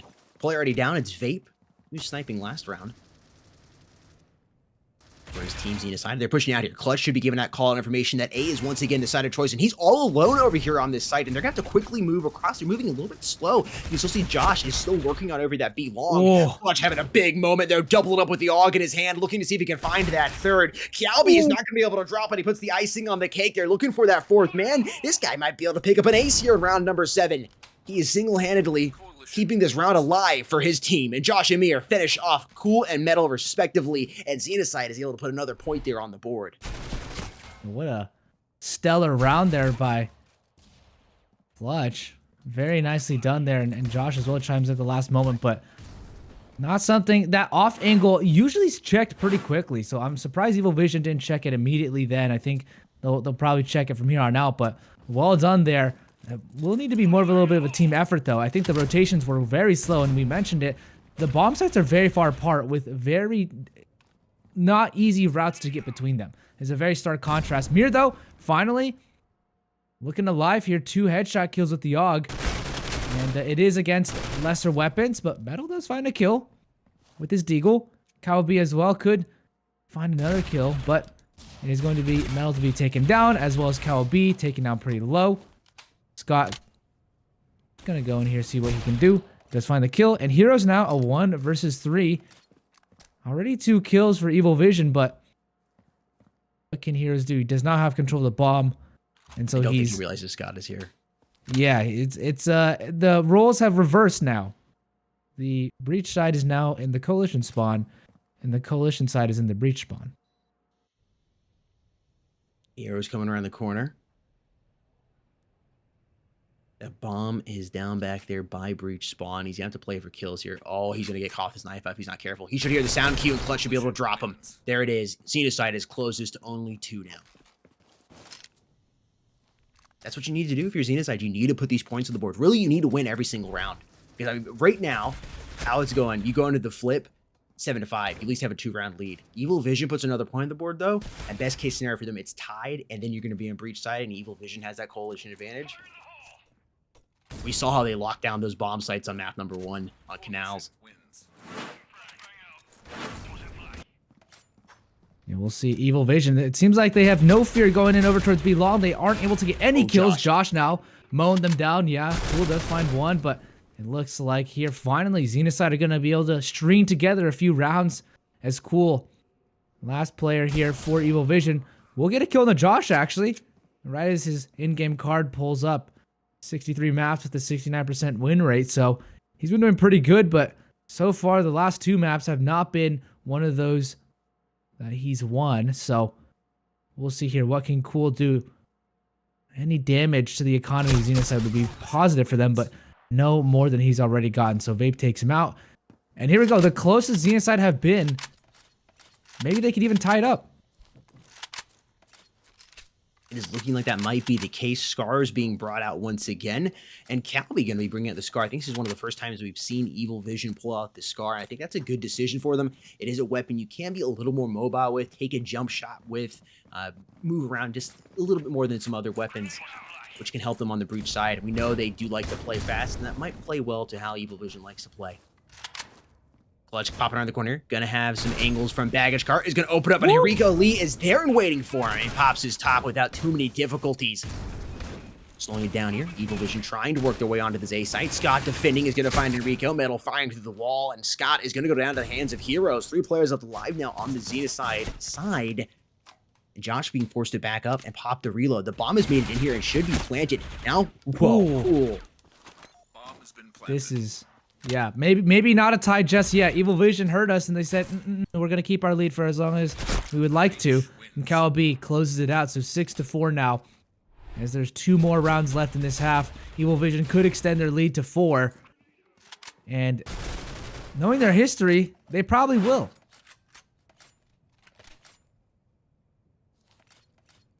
The inside needs to stop him here, like you said. It seems like Evil Vision is able to get 1 point on the board, and then it's just a little bit of a snowball. 2, 3, right after that. XENOCIDE has to stop them. They need to go into the flip tide. I really think they do, because Evil Vision's going to have that coalition side to start with, and it is going to be a big, it's going to be a mountain climb. Forget an uphill battle. It's going to be a mountain climbing battle to go ahead and get Xena to 13 to that match point. Exactly. Evil Vision, though, opting for a little bit of a slower round this time, not necessarily deciding early on where they want to go.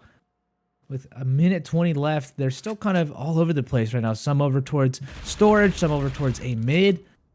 And they're just trying to figure out maybe where XENOCIDE have gone towards. XENOCIDE playing a pretty passive standard default all across the map. 1 over towards A, 1 over towards that oil area, truck, B site, B long. So they're playing a very defensive set. No one over towards A mid, no one towards B mid. This is very bomb site centric right now. Not looking for the kills, but Scott, he walks in over towards A mid. Does find some jewels there, but Cool and Heroes does answer back. So Vape now, he knows that there's at least 1 player moving on over towards the A bomb site. The bomb will make its way on over. Could go for this bomb plant pretty quickly on with 37 seconds left. And Evil Vision now do have control of this bomb site, and it's also going to be Cool coming in from storage to protect. So a 3 versus 3. Here we go. The bomb does go down. Bomb has been planted. Evil Vision has just done a phenomenal job in all these maps of getting the bomb planted. Here in map 1, map 2, and now here in map number 3. Just continually getting the bomb planted almost every single time. Yeah, we'll see what post plant has in store for them. XENOCIDE taking their time, trying to make their way into the bomb site, not trying to make any mistakes early on, but Heroes is up close in case of them pushing through. He does find that first kill on Namir, and already that percentage chance of XENOCIDE clutching decreases, but Josh gets 1, instantly traded out though, and now just left to him. 1 versus 2, he finds 1 kill, a 1 versus 1, him versus Metal, but the bomb ticking down already, too far gone. Josh cannot do anything. He gets the kill, but he's not going to be able to get the defuse, and Evil Vision take a number 7 round to extend their lead to 3. That's the second time that's happened too. What was it? Round 1 where they ran the clock out, even though there was 1 player left alive on the XENOCIDE, they just had no time to defuse. Look at the scoreboard too. Yeah, this is a much closer game by kills. Honestly, even Evil Vision, Heroes is their top fragger. He's below XENOCIDE's top fragger, but XENOCIDE just, maybe they're getting the kills, but it seems like a lot of those rounds maybe were eco rounds, and some players racking up more kills than others. And so Evil Vision, maybe a lower distribution of kills, but more rounds, and at the end of the day, that's what matters. So Enrico fires on through, does not care about any defenses on the site. And neither does Cool. The spools, they don't mean anything to him. Finds another kill, and now just left down to Mir in the last round, I think. Yeah, here we go. 8-4. Evil Vision have a 4-round lead. Only 5 rounds separate them from their spot against Rain. What a dominating side on the breach for Evil Vision. They don't care if they have to play slow. We'll come in, we'll play slow, we'll pick you off methodically, one by one, threading the needle and getting to that bomb site and continuing to plant it, just hammering over and over and over again on the XENOCIDE side. Now you're on the Coalition side, and they know how to lock these bomb sites down. XENOCIDE better have something up their sleeve here. They need an ace of spades to go ahead and win this one, or they're going to be eliminated from Worlds.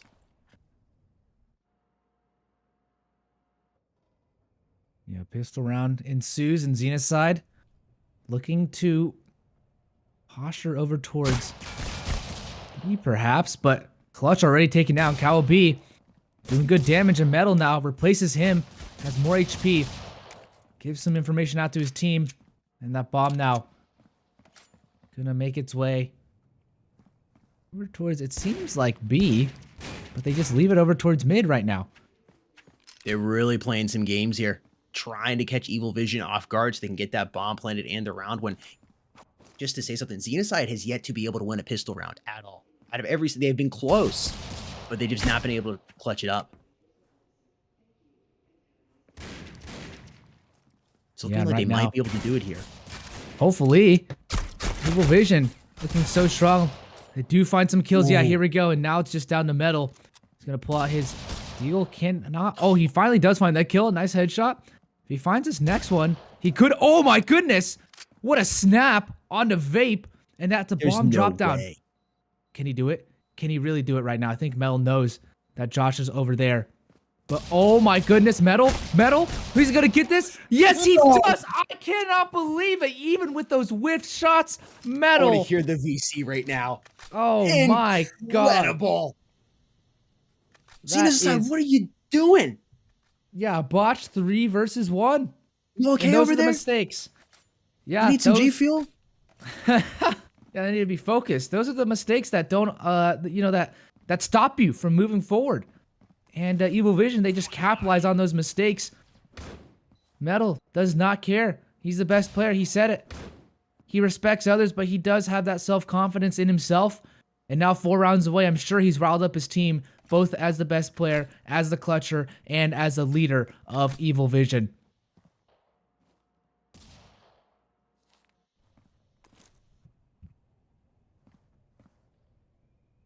Incredible scenes here. XENOCIDE now really left with not much to work with at all. Just a few deagles and an MR96 to try and push them, to try and prevent Evil Vision from double digits. But I don't know if this attack really has much effort behind it, much momentum. As Cool has the M4 to stop any aggressive push out. Cowl B will stop Clutch. And Cool, he does get taken down by Henrico, does find one. Cowl B finds another, and he will take down perhaps the last. No, Vape does get that kill, but Heroes will chime in. So Evil Vision 10-4. Yeah, this is 3 rounds away from a South America Europe Grand Finals. You know, something I want to point out here, we always talk about how the European region with the Deagles are just so good. Evil Vision with the Deagles will give any European team a run for their money any day of the week. Nuts. Metal Monster especially. What a fantastic 3K there from him, keeping his team in the lead, gave him the cash advantage, and now they're coming into round number 15 looking hot, looking to take another round. It's going to be difficult, though, as Vape's going to go put it up, drop it down Metal Monster. Hero fired through the metal, not going to be finding anybody. Hero's going to double up, trying to go for the third. He's going to be forced to pop and reload. Enrico Lee is there finding Clutch, and there's 2 players left alive now inside of storage. Josh getting dropped.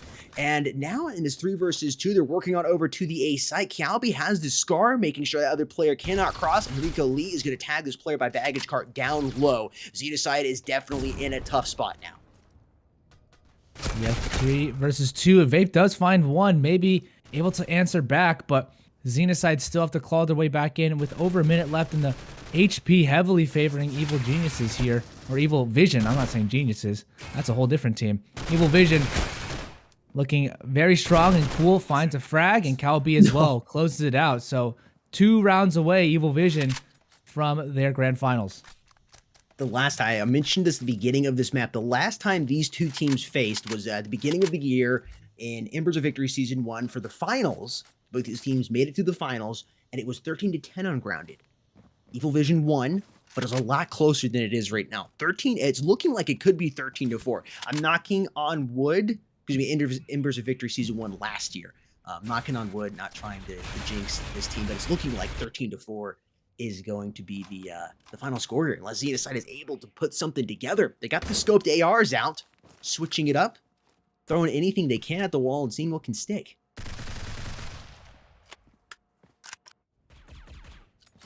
Yeah, XENOCIDE trying their best right now, but yeah, Clutch does not even have armor, let alone most of his team does not have helmets, so looking very tough for them right now, as there's not much work with Metal. They just line up for Metal. He doesn't even take any bit of damage. Still has 100 HP, 100 armor. Cool finds another as well. Finally, he'll take some damage, but Henrico, they've done everything they need to do to put him the match point here.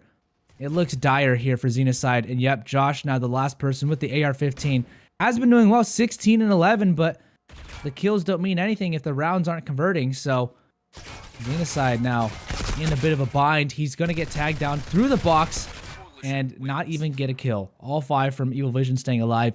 I do believe this is the last round we will be seeing today.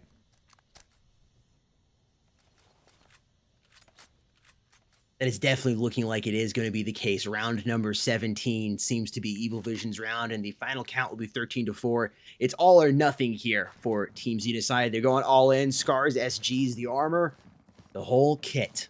Let's see what they can do. Maybe they can stay in this for another round or two. We'll see here. Scott does find him one early frag, but Metal just answers back so quickly. Takes away the advantage, and Scott cannot find another. Metal still has half HP, and Henrico as well. This is it. I think Mir, the last player that stands between them and the grand finals, and that's going to be it here. Evil Vision win it 3-0, the quickest sweep we've seen, and, well, XENOCIDE, they don't even combine for the amount of rounds they got. Map 2 and 3, they got a combined 5 rounds. Map 1, at least they got 9, but they got 14 rounds over 3 maps, compared to the 39 rounds of Evil Vision over 3 maps. If that does not tell you how very one-sided this series was, it just got more and more one-sided as it went on. So Evil Vision, congratulations. They will be facing off against Rain next week in the grand finals. There still will be that 3rd place matchup between XENOCIDE and I do believe Faultless, or Crossfire. Crossfire, yeah. Crossfire and XENOCIDE, but still, this is going to be a very, very fun match to watch next week. Evil Vision versus Rain, South America versus Europe, and Jake, that was pretty dominating. Really dominating. I mean, here's the full map setup. 13-9 on map number 1, as you mentioned, and the next 2 maps, XENOCIDE's not even able to match their first score.